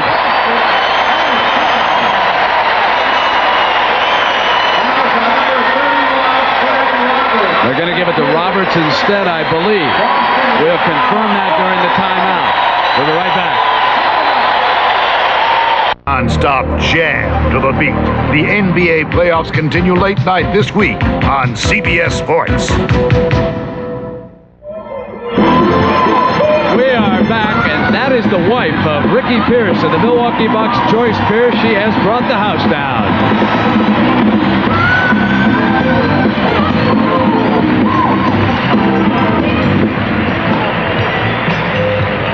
Best six man, best voice in the NBA. What a family. You could forgive Ricky if he was not paying too much attention there to Coach Nelson and he was watching Joyce. Doesn't have to have a stereo. It just says, let's go, Joyce. Sing me some tunes. Well, Robert Parrish's wife sings as well. I've heard her sing the national anthem up in the Boston Garden as well. Well, Billy and I will select the Miller Lite Player of the Game, and in conjunction with the award, Miller Lite will present a check in the amount of $1,000 to the National Multiple Sclerosis Society in that player's name. Here's Sidney Moncrief. He's always a candidate. When the Bucks are doing well, he has won a few of those awards, hasn't he, through the years? So the Celtics lead down to a single point. We have 2:45 left here in period number 3 for the Mecca in Milwaukee. It's been a dandy so far. Game 4 of an Eastern Conference semifinal. Celtics lead it 2 victories to 1. Off the miss inside, it is Pierce coming out on the dribble.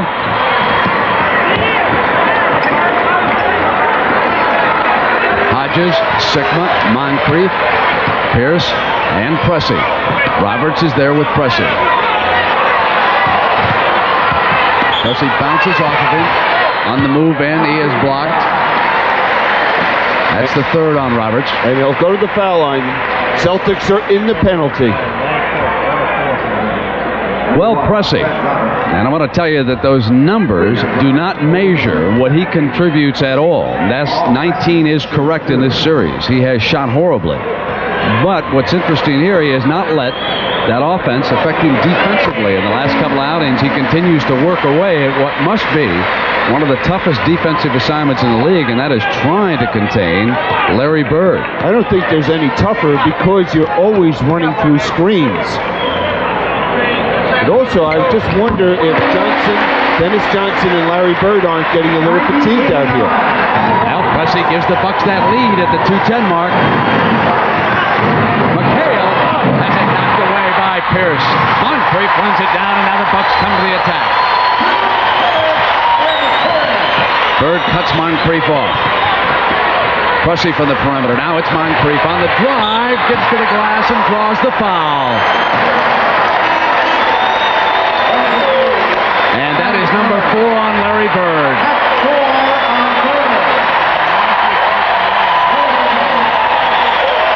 Bird with 4, Parrish with 4, Johnson with 3. For Milwaukee, Moncrief with 4 and Sigma with 3. Milwaukee has hit 15 straight free throws, and that is their first miss. Darren Day.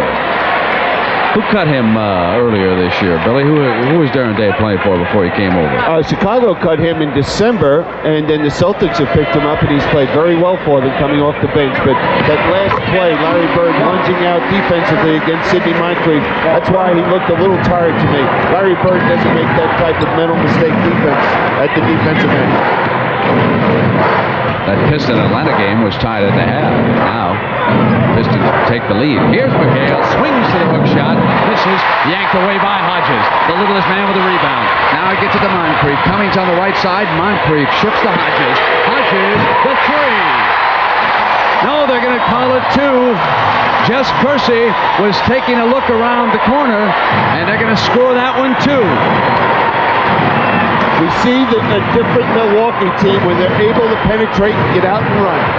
This small lineup has done a job, and also fatigue again becomes a factor as the Celtics are not as deep as the Bucks. McHale hits Ainge. Ainge gives it up on the right-hand side. Day draws the foul. Let's take a look at this, right? You bet he was. Now see where Jess Kersey is up there in the middle, quickly getting over to the outside, and he signals immediately that that was a 2-point shot. There was no question about it. Now Day will shoot a pair. I think Day spent some time with the Bullets too, as I recall. Played his college basketball, of course, out at UCLA, out of the Los Angeles area. This is the first time in the game that Bird has been rested.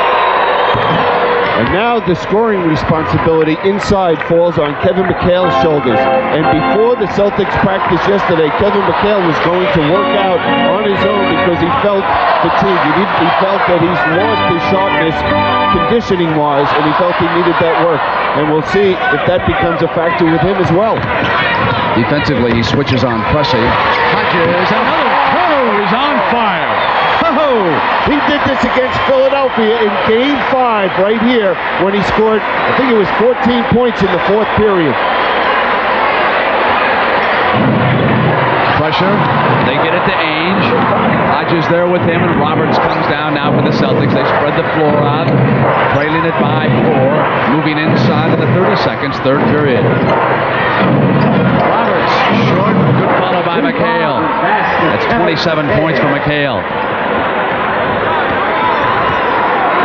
Boy, this has been a good one. Last shot time.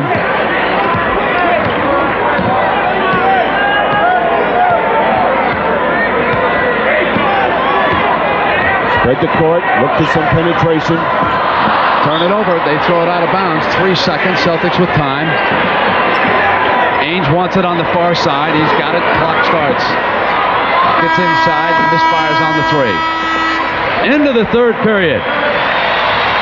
The Bucks 95, the Celtics 93. We'll return to the Mecca in Milwaukee right after these messages from your local stations.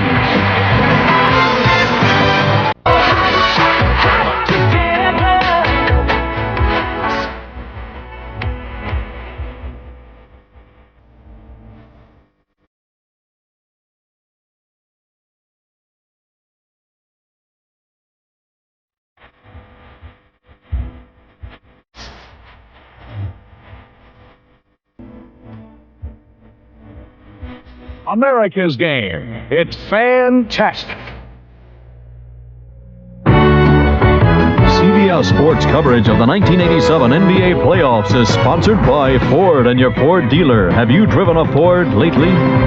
Top Flight XL and Top Flight Plus golf balls from Spalding, the longest balls. And by Sylvania, where the best comes to light. The final quarter mile about to begin. The Bucks up on Boston. Meanwhile, in the Atlanta-Detroit game, there was drama at the end of the third period with time running out. Isaiah Thomas, the great guard of the Detroit Pistons, fired up a 50-footer and hit it. Scored, and the Pistons lead Atlanta at the end of the third. Here it's 95-93. Milwaukee over Boston as we start the final period.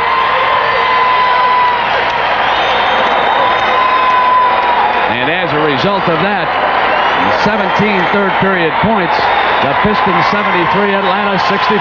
Brent, I wonder how much that last game of the regular season for Atlanta against the Celtics team took out of them, because they have not been the same team since that point. Bird is back on the floor. He had only one shot in the third period.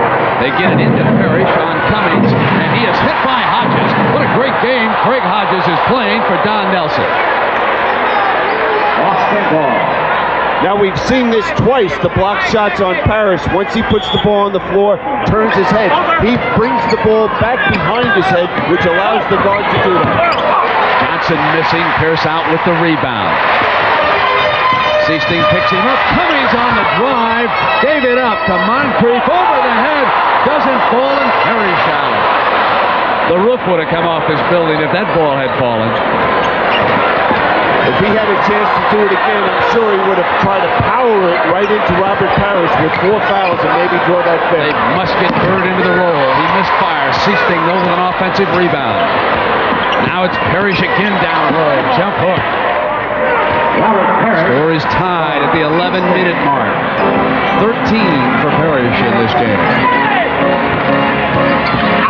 Down the baseline, Moncrief. Taken away by Bird, and here's DJ. How good is this game? We've been tied 14 times. Cummings with a hand, trying to keep Parrish away. He spins on the baseline. Taken away by the Bucks. Pressey brings it to the attack. They hit Cummings on the breakthrough. Won't fall. Bird rebounds, and here's DJ. Well, right now the tempo is in favor of the Bucks. Johnson misfiring. Hodges rebounding. Hodges dribbling into Seasting.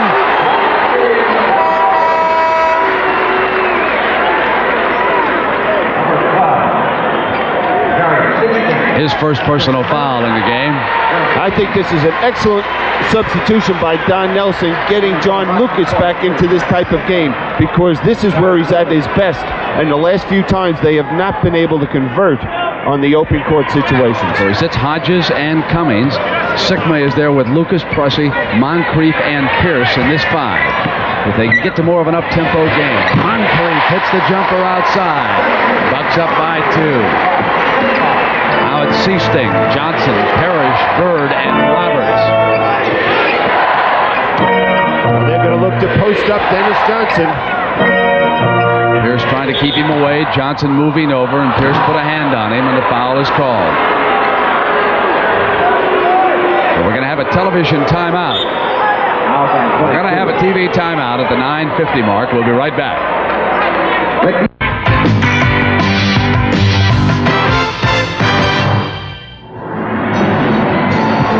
on this Mother's Day. Milwaukee leads by 2 here. Now let's check in on the Atlanta Hawks and the Detroit Pistons.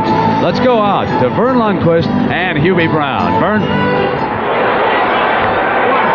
We want to welcome those of you who've been watching the Boston-Milwaukee game. We have 8:35 remaining in the fourth quarter of this game with Detroit up 75-66. They led at the end of 3 by 6 points, and the current lead of 9 is the largest Detroit lead of the ball game. Isaiah Thomas with 27 points, erupted with 17 in quarter number 3, and he has 19 in the second half. Dantley 5 of 7 in the second half. Both teams had cold shooting in the first half. Here's the way, Hubie Brown, the third quarter ended. Well, here we have Isaiah. He's going to shoot the ball for at least 50 feet. The clock is running down. It leaves his hand with 2 seconds to go. The young man just took over the basketball game in the third quarter, just as he did in Game 3. Now, the significant fact today is this. Detroit is executing masterfully in their half-court offense. The second half, they're shooting over 60%, and they are continually going to Dantley and Isaiah Thomas, getting high efficiency marks for execution. Atlanta has been having problems at the off-guard spot. Randy Whitman is 2 of 10 shooting the ball. Mike McGee also cold, so they now move John Battle to that spot. And Doc Rivers, who's at the line, gets the free throw, but he is playing with 4 fouls. So that is the story from the Pontiac Silverdome with Detroit up by 7.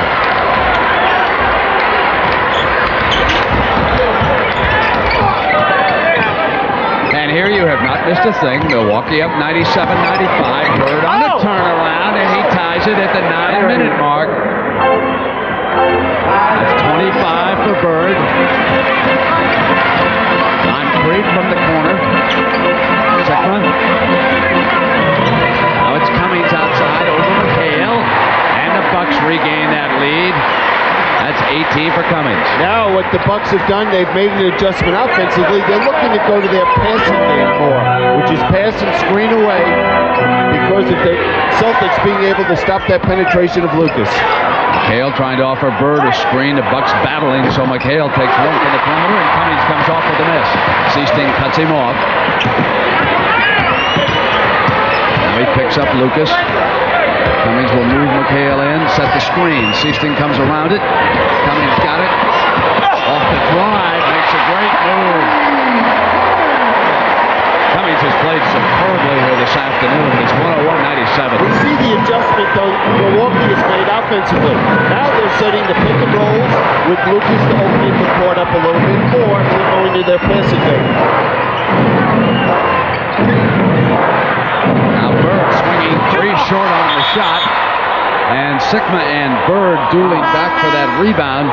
And Sikma's 4th personal foul, a big one. Now at the defensive end of the court, what Milwaukee is doing is as soon as anyone gets it in the post, like the last time Bird, the nearest player is coming back to double team, whereas in the third period, they played straight up and didn't double team. 22, Ricky Pierce for Moncrief.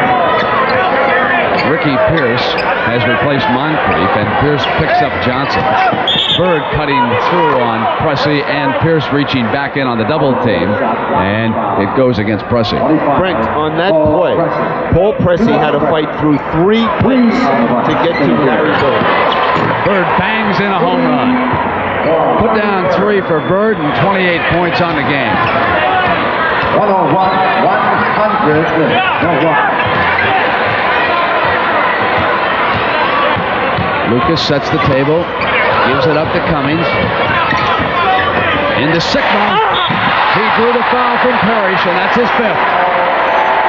Paul Pressey, after the double team, faked swinging the ball to Ricky Pierce and forced, because that's the way Boston loves to rotate. Larry Bird was rotating out and found Sikma wide open in the lane.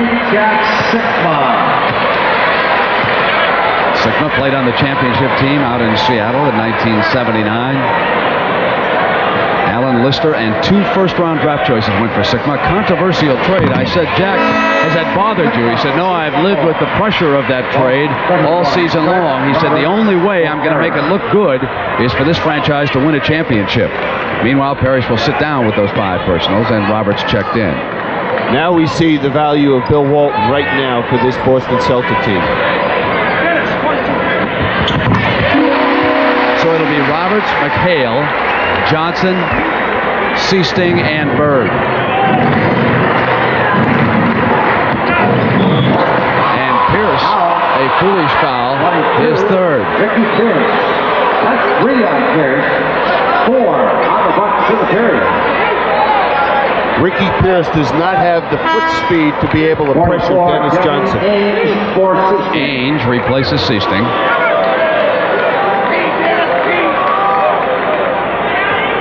Celtics are down by 3 at the 7:12 final period. Dennis Johnson makes it a 1-point game. No one got into DJ on that jump shot. No one aggressively went after him. Well, they ran that pick and roll so beautifully. He and McHale, and Dennis Johnson showed great patience. Pierce missing, McHale rebounded. Now the Celtics looking to seize the lead back. And they'll be looking to go to Larry Bird. McHale screens Pierce, rolls off. Comes in on Sigma. Pierce reaching back in. And Ricky Pierce's 4th personal foul. So we've got a break here. We'll be right back at the 6:32 mark. Boston in the penalty. Timeout, Milwaukee. Milwaukee leading, and they have outscored Boston by 12 points from the free throw line. Meanwhile, coming next your way will be Byron Nelson and Freddie Couples holding on to that lead. Lurking there 3 shots back is Greg Norman. That'll be coming your way next.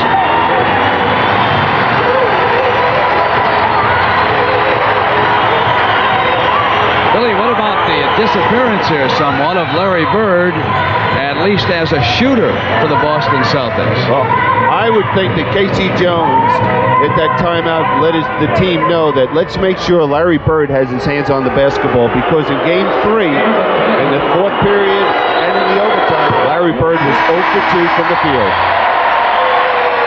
And they need him. Moncrief returns as Cummings sits. Now we see that small lineup again for Milwaukee.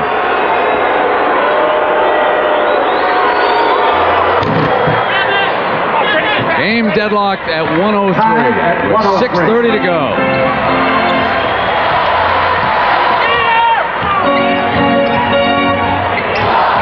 Ainge picking up Lucas. Sigma with a screen, and McHale switches. There's a mismatch underneath, but they can get the ball wheeled over to Sigma.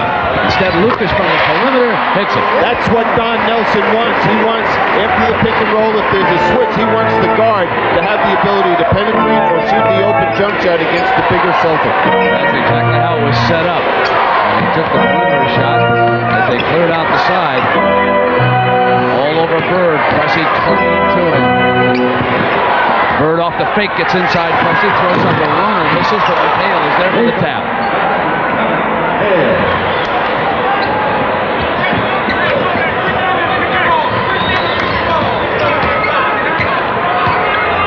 Bird taking Moncrief. Moncrief running him along the baseline. Pressey outside. Pressey's best shooting game so far in this series, 13 points per game. As we mentioned at the top, they need this offensive ball game from Paul Pressey. They can't rely on John Lucas going out and scoring 30 points again for them. Now here's the pick and roll. McHale screening on Pressey, and the foul is called. That time it was Larry Bird's fault. The reason he did not allow McHale to get over, establish that position for the pick and roll, he moved a little too quickly while McHale was still moving. McHale's 3rd personal. Parrish watching with 5. Bird has 4. Milwaukee up by 2. We've arrived at the crunch time. Pressey hit 5 of 9 from the floor this afternoon. Here's Sigma outside. Lucas takes it from Cummings. Cummings goes to screen, steps away. Moncrief fakes on Bird. Off with the shot. Cummings offensive rebound, and the foul is called. Now, defensively, the Celtics did everything they wanted to do against that set. They stopped the penetration, they forced the perimeter shot, but they didn't finish it off. They allowed that offensive rebound by Terry Cummings. Moncrief puts it down, gives it back to Cummings. Good rotation on that jump shot. And all created by penetration. Penetration, you must help defensively, pitch it off to the open jump shot.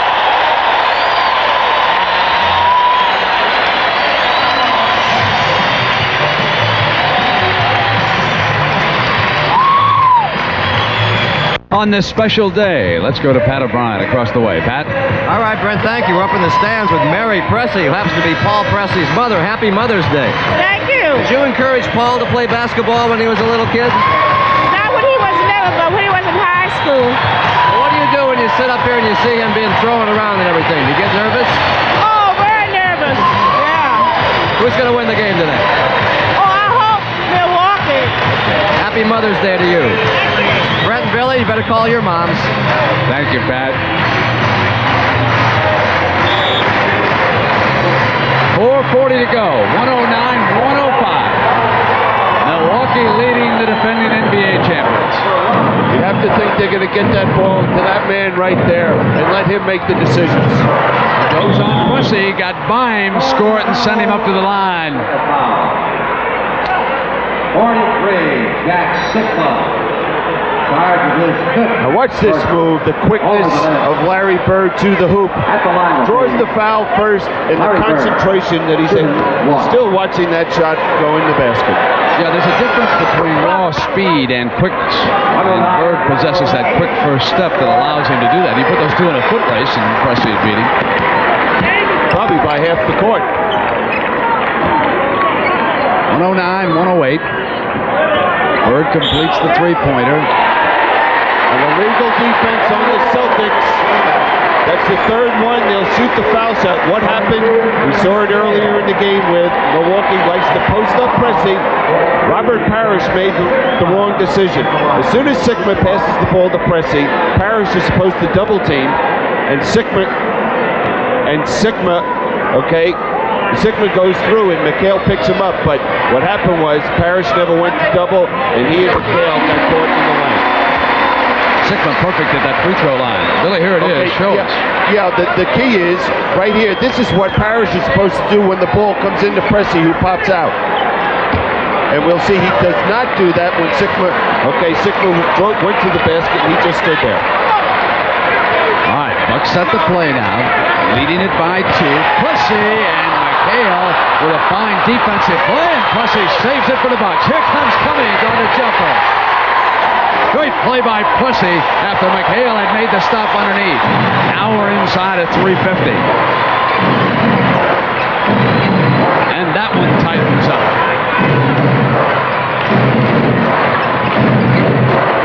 Bird hit on his shooting elbow. Pussy caught him on his shooting elbow. 25, Paul Pressey. His third personal foul.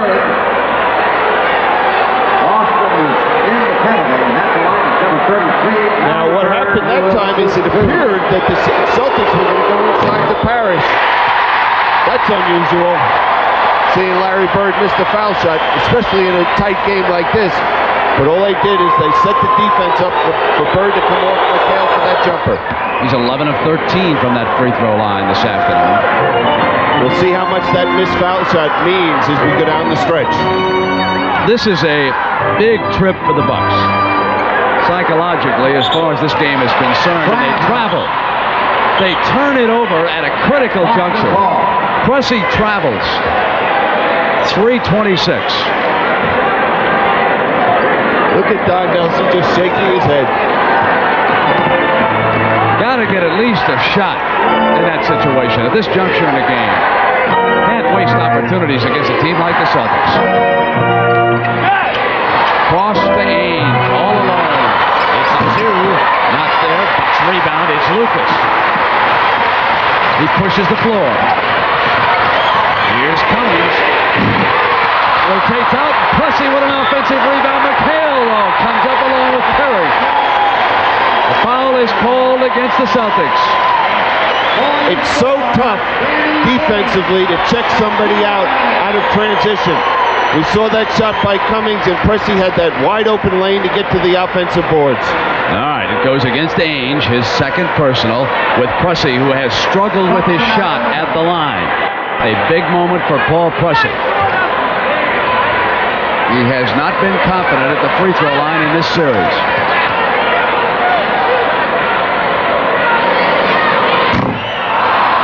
Continues to struggle. 3 of 7 in this game. When he's shooting that foul shot, he's just pausing and leaning to his right, and the shot is not fluid. Like somebody who puts, they kind of stub it when they come toward the ball. They don't have that graceful follow-through. You don't have to tell everyone about my putting stats. That time he got it down. It's 113-109. Timeout has been called by Boston, and Atlanta seizes the lead. They trailed Detroit in that series 2-1. Here the Bucks with the lead. We'll be right back to the Mecca. Well, it's been entertaining and tough all the way here this afternoon. And Billy Cunningham, you know the Celtics continue to struggle here on the road, especially Milwaukee. They certainly do.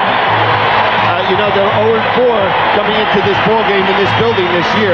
Now, coming out of this timeout, Brent, the last timeout that Casey Jones called, they were able to get a three-point play looking to isolate Larry Bird. So I would expect somehow they'd like to get Larry Bird the basketball.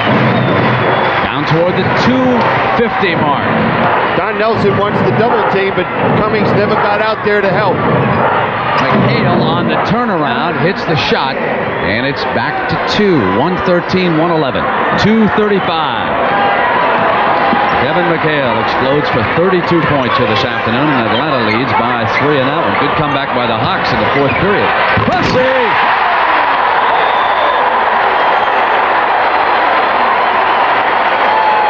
What a strong move to the basket. He's made up for that traveling, hasn't he? They ship Bird, and Pressey right there with him. Johnson hides inside, not there. Sigma and Parrish duel. And that foul against Sigma will be his 6th. Jack Sigma has fouled out of his 2nd straight game here against the Boston Celtics. This one with 2 minutes to go. And they will use McKeskey. Sigma leads the game with 18 points.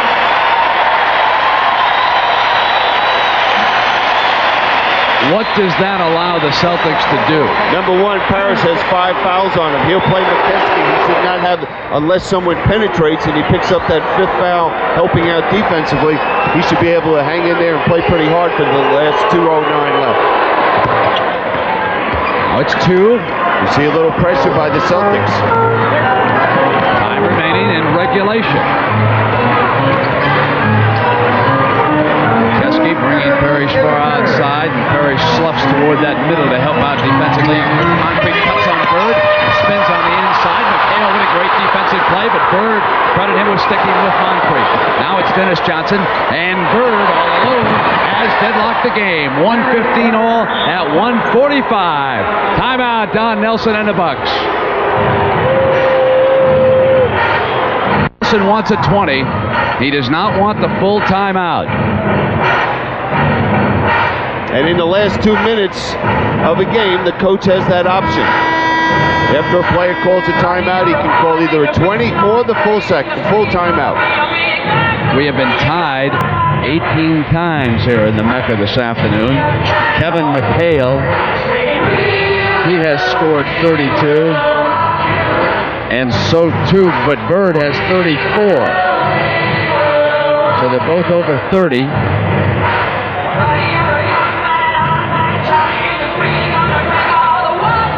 Now Ricky Pierce is in the game, substituting for John Lucas.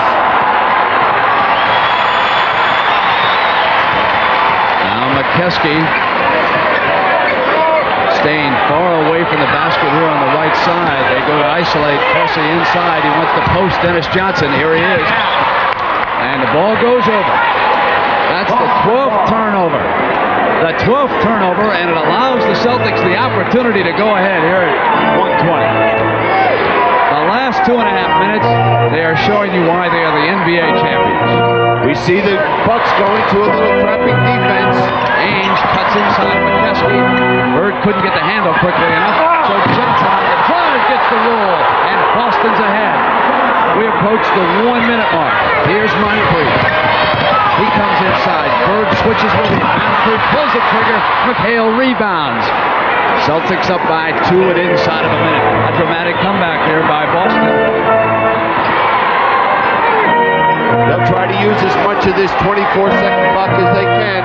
Maybe get it down to 6. 5 seconds left.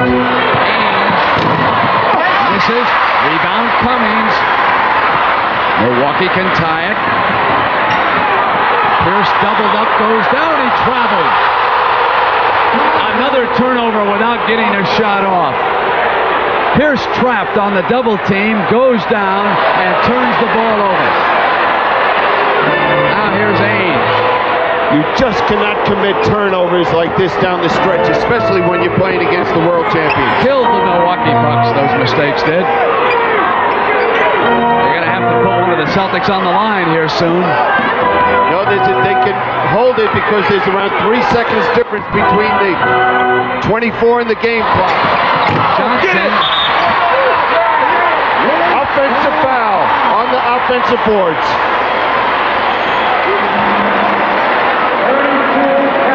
What a big call, especially with Dennis Johnson being able to get his own missed shot back and could have run the clock out.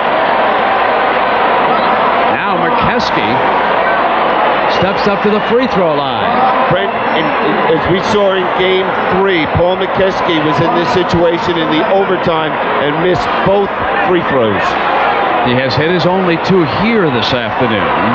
That doesn't mean a darn thing. 4 seconds to go, you're down 2 points. Within 1.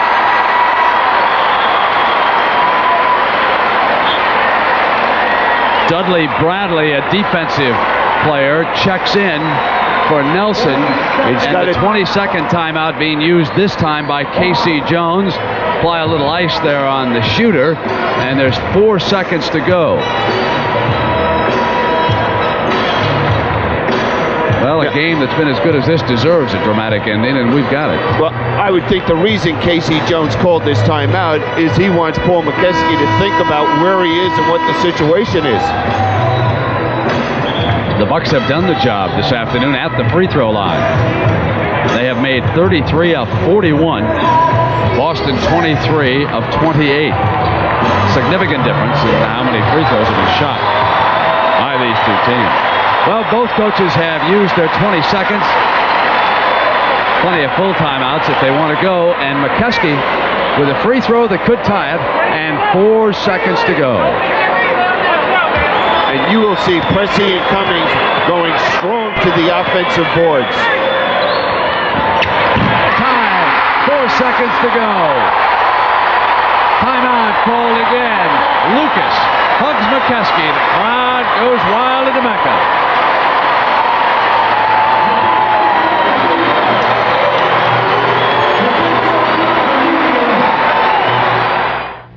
Let's go to Detroit for that dramatic ending. Vern Lundquist, take it away. 20-second. Chuck Daly calls timeout. Now, you didn't think you were going to make your plane, did you? Somehow it's irrelevant. Now, watch Isaiah Thomas get this pass and take, you know he's taking this guy off the dribble right here. See, if he would have gone back into the middle, they had Randy Whitman double teaming him that time. That was just a beautiful read of the defense by an experienced player like Isaiah Thomas, who has been in that situation many, many times. High school, college, and pro. And the adjustment in midair was really something to behold. So Thomas now with 31 points. His mother walking across stage earlier this morning to get his degree from Indiana University. Now, Detroit should switch on every play, and they did. All right, we just call a timeout. Now, what they were looking for, believe it or not, was the cross-court pass over here. But you got to give Detroit credit. See, when you're in defense here, always switch every single cross of the players. That way, you are staying on top of the player. That's what's going on here in Detroit, 89-88 with 1 second to go. Here. All right, we'll keep you up to date on that final second, and we may know sooner than you expected because Milwaukee has taken a look at the set and used a timeout. They'll regroup around Coach Don Nelson. What a great moment that was. Paul McKeskey, who has battled the innuendo and the rumors of being linked to a gambler, hits the 2 free throws, and John Lucas welcomes him. Bob Fishman and Bob Stenner will get an award from Rudy Martzke for that replay. We've got 4 seconds to go. We're tied at 117. It'll be Boston's ball. Now, what happened with the Celtics right there is they tipped their hand a little bit early before the official put the ball in play, and Larry Bird started moving, setting a screen, and that's why Don Nelson called the timeout. Let's go back to Vern Lundquist for that last second. Vern?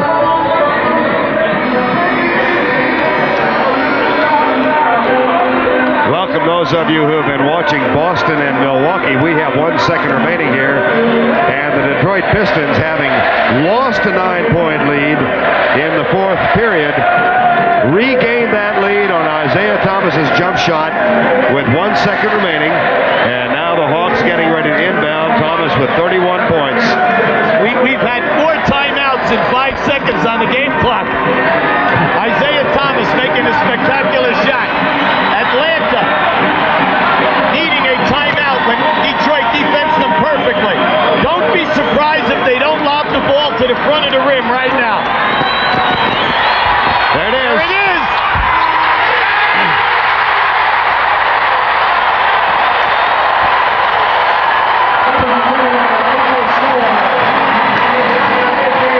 And now let's go back to Brent Musburger and Billy Cunningham from Milwaukee and Boston. So Isaiah Thomas wins that one for Detroit. They go up 3-1. Here, the defending NBA champion, Boston Celtics, are tied at 117. The Celtics have 4 seconds and possession. Bird coming to meet the ball, and now Boston uses a timeout. And that is the last Celtic timeout.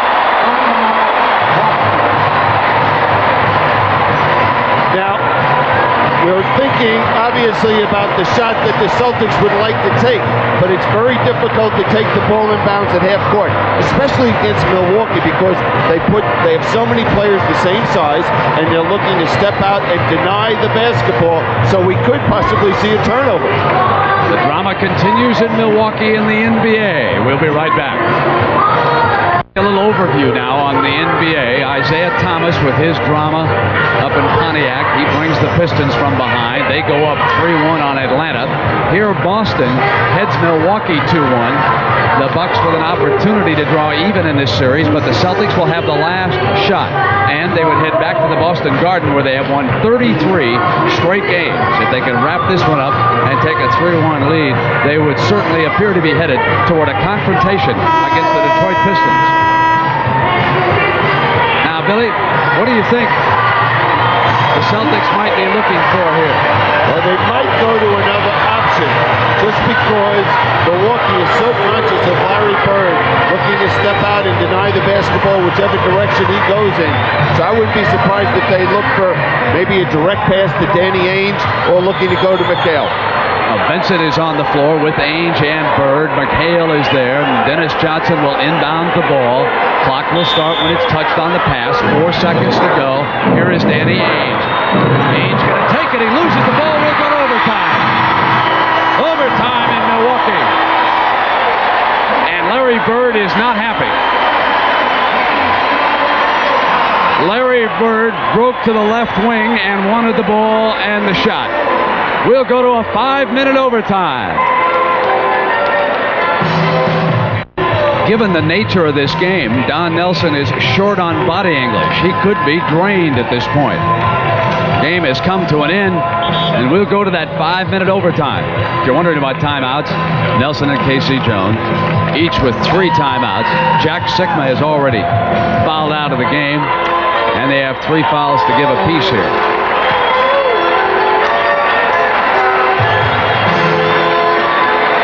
So they'll jump it up to start the 5-minute OT. And Billy, this is the 2nd straight overtime. What happened Friday night? Well, Friday night we saw that the Bucks were able to outscore the Celtics 12-7 in that overtime stanza. It's interesting we see Randy Brewer in there replacing Moncrief. Brewer comes out with a pick on Johnson. Parrish on the switch. And Brewer not looking for the shot. Got it into Moncrief's hands. And committed an offensive foul. Now McKeskey comes in to replace him. They had him in for one special play, obviously, to set a screen over there on that side. And also to try and get the tip.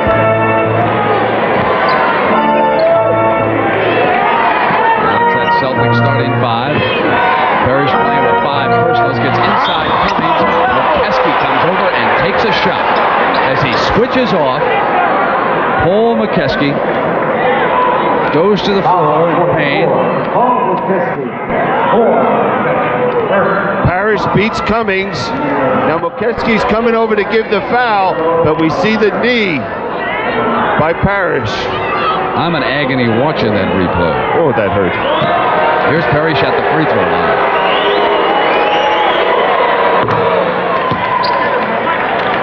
Now this is regulation scoring. The Celtics, you can take a look at how they have done and also rebounding. Parrish adding that free throw. Builds a 2-point lead here for Boston. The difference in Game 3 and this Game 4 in overtime is the Bucks were able to come out and score the first 2 points. Sometimes very important to set the mood for overtime. Pressing coming out. Dennis Johnson there with him aggressively. Cummings over Parrish. He's had a big game. 26 points for Cummings. Oh, that was excellent defense by Robert Parrish.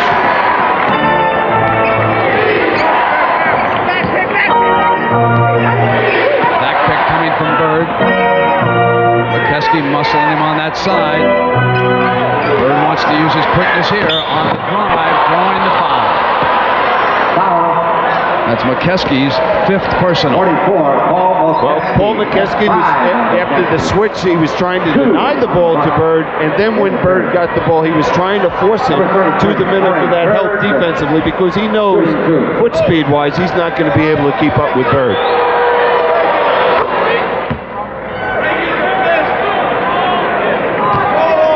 That's 35 for Bird.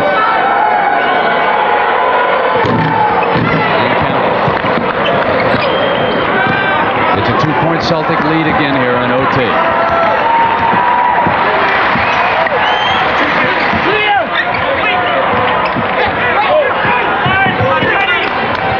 Cummings on a clear out with McHale. Gives it up, and McKeskey couldn't get the handle, but he comes back up with the field goal.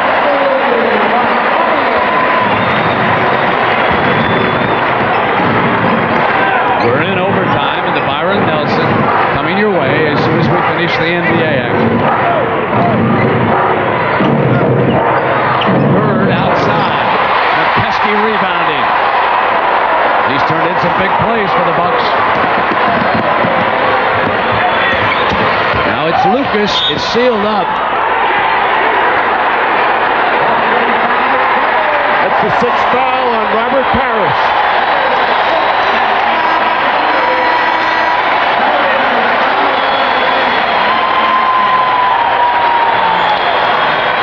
At the time Lucas began his assault, I didn't think he had a chance, and it wound up being an enormously important play because with Walton out with an injury, it fouled Parrish out of the game. Lucas drove right at him and got the mission accomplished.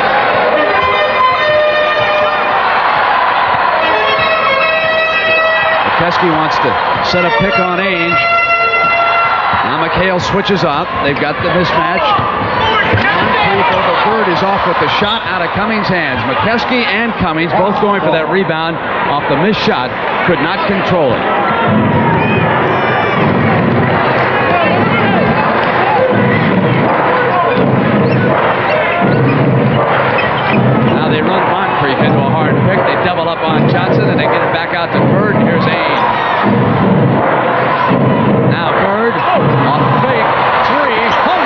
Bird. As soon as he shot it, he looked at the official to make sure he got the 3. Taking the 3 outside in overtime. 39 points for Bird. Celtics lead by 3. We'll be right back. John Lucas from Milwaukee. You know, that matchup that Don Nelson loves. If Fred Roberts matches up with Pierce, I would not be surprised to see that look isolated. But we're not going to see that. We're going to see Dennis Johnson on Ricky Pierce. Keski bringing McHale outside. This is Pressey. They clear out. Ainge on him. Pressey up over the top. Bucks close to within 1. That's 18 points for Pressey. Inside of the 2-minute mark in overtime.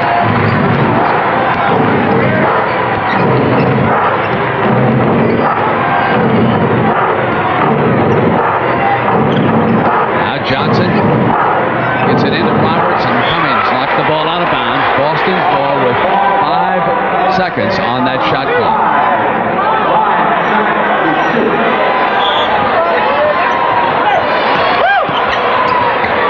McHale has it knocked away by McKesky. Loose. Picked up by Moncrief. 2-on-1. Ainge has to foul him. Was that a breakaway or not? Nelson thinks it is. No, I don't think it is. I don't think it is, because a breakaway foul is when a player, okay, we'll see this great block by Paul McKesky.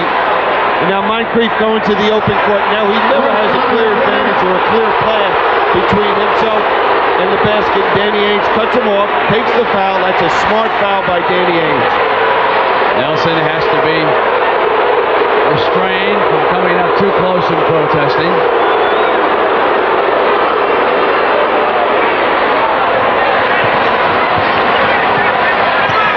Now they set the play. Moncrief drives and scores. The Bucks lead it.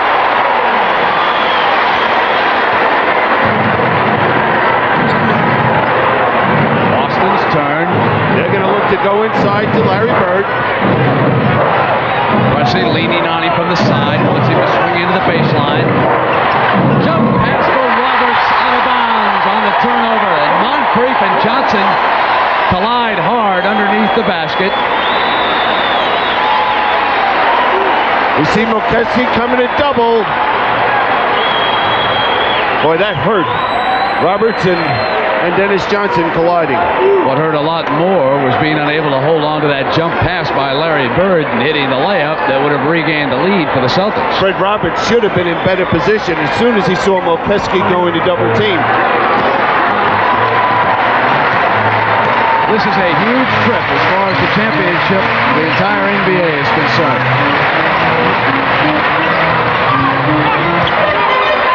Cummings misses. McKesky tries to keep it in play out of bounds. Boston's ball.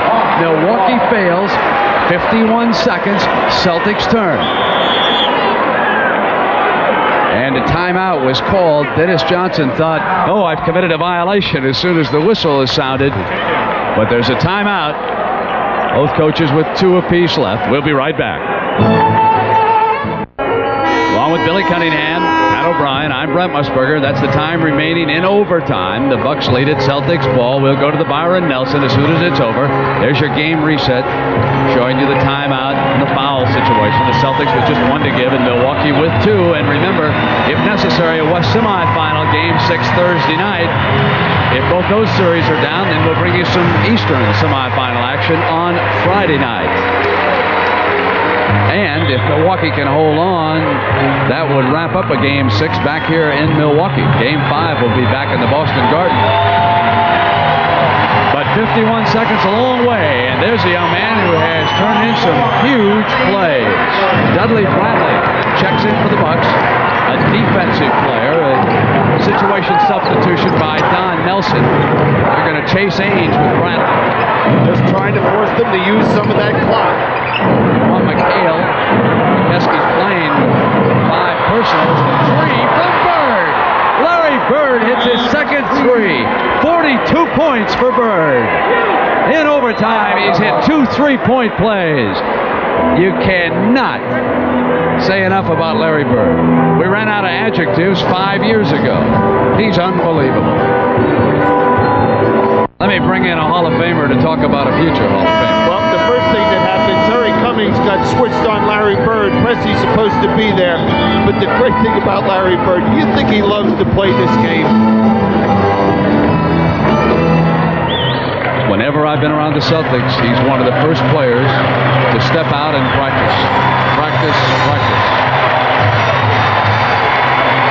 As a matter of fact, he mentioned to us he was looking forward.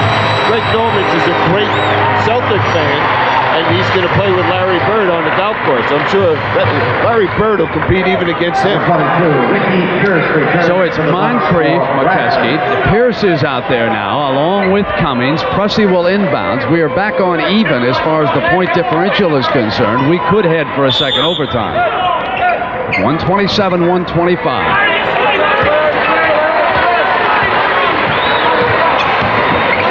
Prussie comes out. They wait inside the Cummings. We've got a tie game. Now the Celtics have 19 seconds.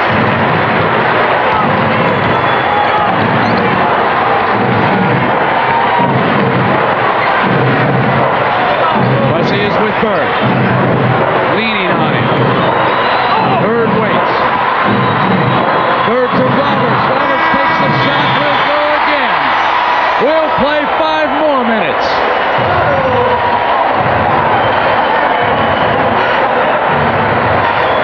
How about this? Milwaukee and Boston go to a second overtime. Deadlocked at 127. We'll be back for the second 5-minute overtime here on CBS as the drama continues in the NBA momentarily. We are back here with the 5-minute overtime about to start. We were taking a quick look while you were away at Roberts firing up a shot, and we wanted to see how closely Prussie was playing Bird. He did an excellent job defensively, and that's why Larry did not spring to action. With time running out, Roberts simply stepped in and took the shot that, of course, was way short with a couple of bucks flying at him defensively. So we're tied at 127. I know that there are a lot of golf fans out there who have tuned in for the Byron Nelson, and a reminder that as soon as we finish here, we will be taking you down to Dallas and bring you the conclusion of that golf story. Now, in timeouts, as far as the second overtime is concerned, everything's the same as the first. So you've got the 3-4 timeouts apiece, and the 3 fouls to give. Well, that last play, as you had mentioned, Brent, we saw McKeskey was coming over to double team now, and the big thing is Larry Bird could have gotten the shot off earlier, but he knew that the Celtics wanted to take the last shot and not allow Milwaukee an opportunity to score at the other end, and he waited to the last second. And Billy, I was going to ask you about the tying basket. How did they get Cummings in there for that layup? Well, because Cummings set such an excellent screen on Dennis Johnson, who was playing Pierce. Bird had to step out and give some help defensively and allowed him to be wide open, and it was an excellent pass as well. We're in double overtime in Milwaukee. It's the champion Boston Celtics with possession. They are tied with Milwaukee. Boston leads this series 2-1. Johnson on the drive. Good defense, gets it back, and he's hammered. He'll come up to that free throw line. Brewer had checked in, and now McKeskey will return. That foul on Cummings, only his third.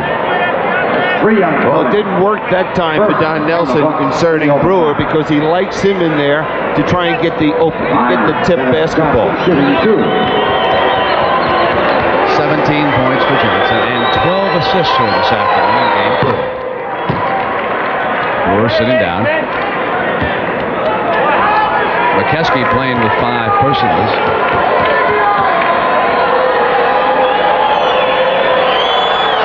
And Johnson gives the Celtics a lead in the second overtime. They also took the lead in the first overtime in a pair of free throws.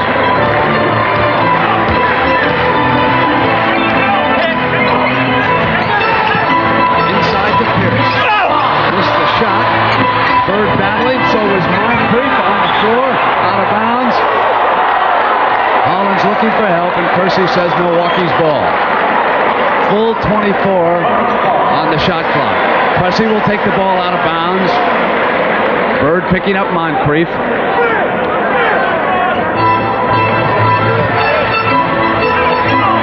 Roberts with Cummings. Cummings using his strength, going to the glass, putting Milwaukee up. They'll come to the line. You look at this Celtic ball club. Now here's a strong move by Terry Cummings. Watch him just power into the basket there. Somehow able to almost force that basketball to go through that hoop. You wonder if the younger lengths and the rotation of the players by Don Nelson is going to be a factor here in this second overtime. Billy, it should be a huge factor. Don Nelson's bench has played 62 minutes. Casey Jones only 29. They've been outscored 28-4. We'll be right back. He's a huge Celtic fan. He doesn't know that his team in difficulty here, battling for their lives in this second overtime of Game 4. Day is out here with Bird, Johnson, Ainge, and McHale. Parrish has fouled out of the game for the Celtics. Sikma has fouled out for Milwaukee. Day gets it into Ainge's hands, and they find Dennis Johnson. And great block by Pierce, but McHale, and it's knocked away, and Ainge regains control. He hits it, a three-pointer. The shot clock was running out. Danny Ainge with a three-pointer, and the Celtics are up by 2, 132-130. That's the frustrating thing about this game. You play great defense, and you end up a guy hitting a three-pointer from downtown. Offensive foul is called, and that is the 5th foul on Ricky Pierce. So Pierce playing with 5, and so is McKeskey, and Lucas will replace Pierce. Pierce sits down here in the second overtime. The Celtics are up by a pair. Moncrief picking up Dennis Johnson. Pressey still with Larry Bird. They get it into McHale. McKeskey is fouled out of the game. It'll be up to Brewer.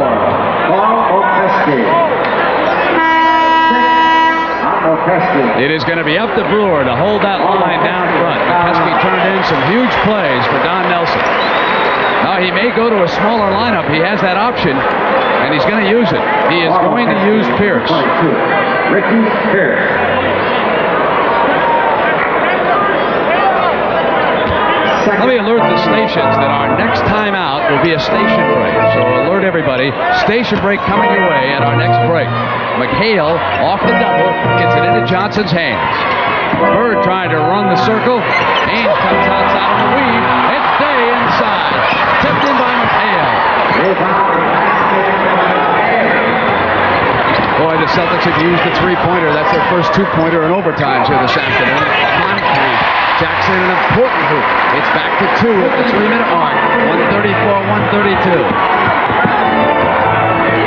You would think the Celtics would like to get inside to McHale with that size advantage against Terry Cummings. Lucas on the double. Bird's free. Knocked away. Great defense by the Bucks. Moncrief coming down. Pressey ties it. 240. What a great game we've got unfolding here in Milwaukee. It has been this way from the first period on.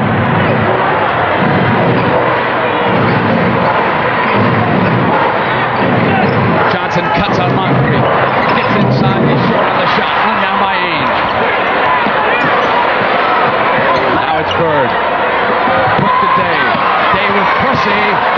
And Day comes off the bench and hits an important hoop. 2-point Boston lead.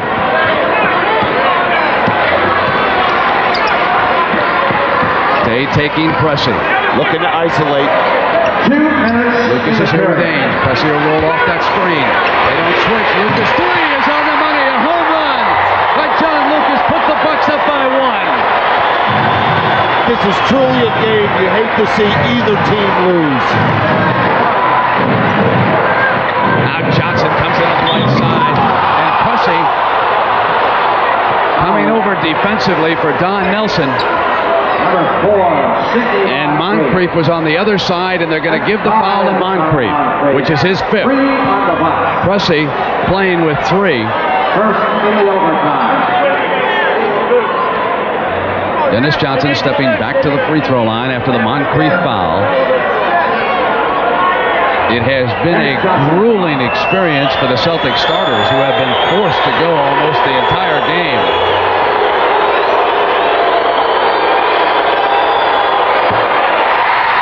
That's the second free throw Johnson has missed, with Parrish having fouled out for K.C. Jones. Bill Walton can't play because of an injury.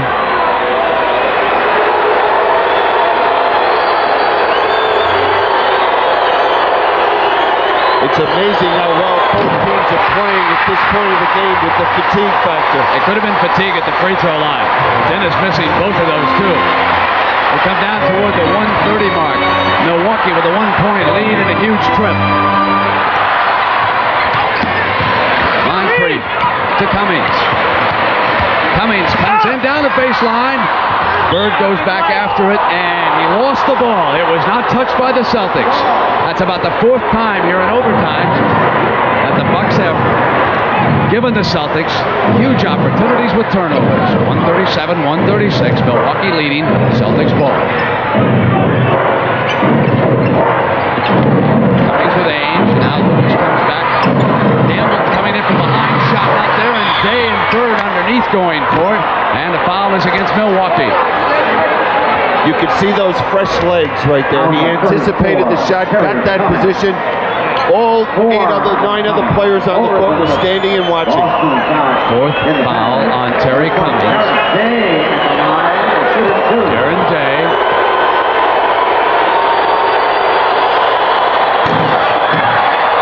Ties the game on the roll. And now a little ice being applied today. Don Nelson calls a timeout. And a reminder, we're going to come to you at a station break now. We'll return to the Mecca right after these messages from your local stations. Well, it was a sellout when we began, and I doubt if there are any empty seats here in the Mecca. If so, only a handful, because somebody had an appointment to be elsewhere. We're in our second overtime with a minute to go. Boston and Milwaukee are tied. Full timeouts remaining, 2 apiece. Fouls to give now. The Celtics have a pair of fouls to give. Keep that in mind. You might want to use one on a trip, especially on a fast breakaway opportunity. Parrish, Sigma, McKeskey have all fouled out, and 3 players with 5. Roberts, though, was taken out of the game, and K.C. Jones made a critical substitution, sending Day into the game. Now, Day could wind up being a big hero. He's already hit a field goal, a free throw to tie the game, and he has a chance to put the champions ahead. He does just that. And I think at this other end, we'll see the Milwaukee Bucks go against him at the defensive end of the court. In behind and in deep, McHale knocks it away from Pierce. Great defense by the Celts. 4 players forced to go longer than 50 minutes here this afternoon. One of them has the ball right now. Larry Bird with a 1-point lead wants to do some business on Prusy. Illegal defense is the call against Milwaukee. Now that's the first, so they're not shooting in this situation. Bird will take the ball out of bounds, make very few mistakes in this situation. But the thing is, they'll use as much of this 24-second clock as possible. But Milwaukee cannot. They have to play excellent defense. If they do, they should get possession of the ball back with around 5 seconds left. Hale out the screen. Lucas comes through. They double on Johnson. Here's Ainge. Ainge on a running pass for Johnson, cutting toward the ball. Gets open on the jump shot. Misses.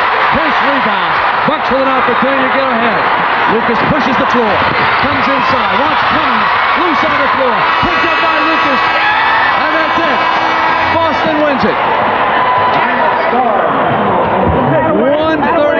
138-137 in double overtime. The last 5 seconds of the drama. Lucas looking at one. Cummings battling for the ball, and this took up precious time. They could not get it cleanly. And Kevin McHale was shaken up as time was running out. Now, he has been unable to play a couple of games earlier because of injury, and today he went 50 minutes, and then at the very end, he It's a great basketball game, and our Miller Lite player of the game is perhaps the best the game has known, Larry Bird. And on his behalf, Miller is proud to present a check for $1,000 to the Multiple Sclerosis Society on behalf of Larry Bird. And we hope you've enjoyed this one as much as we have in bringing it to you.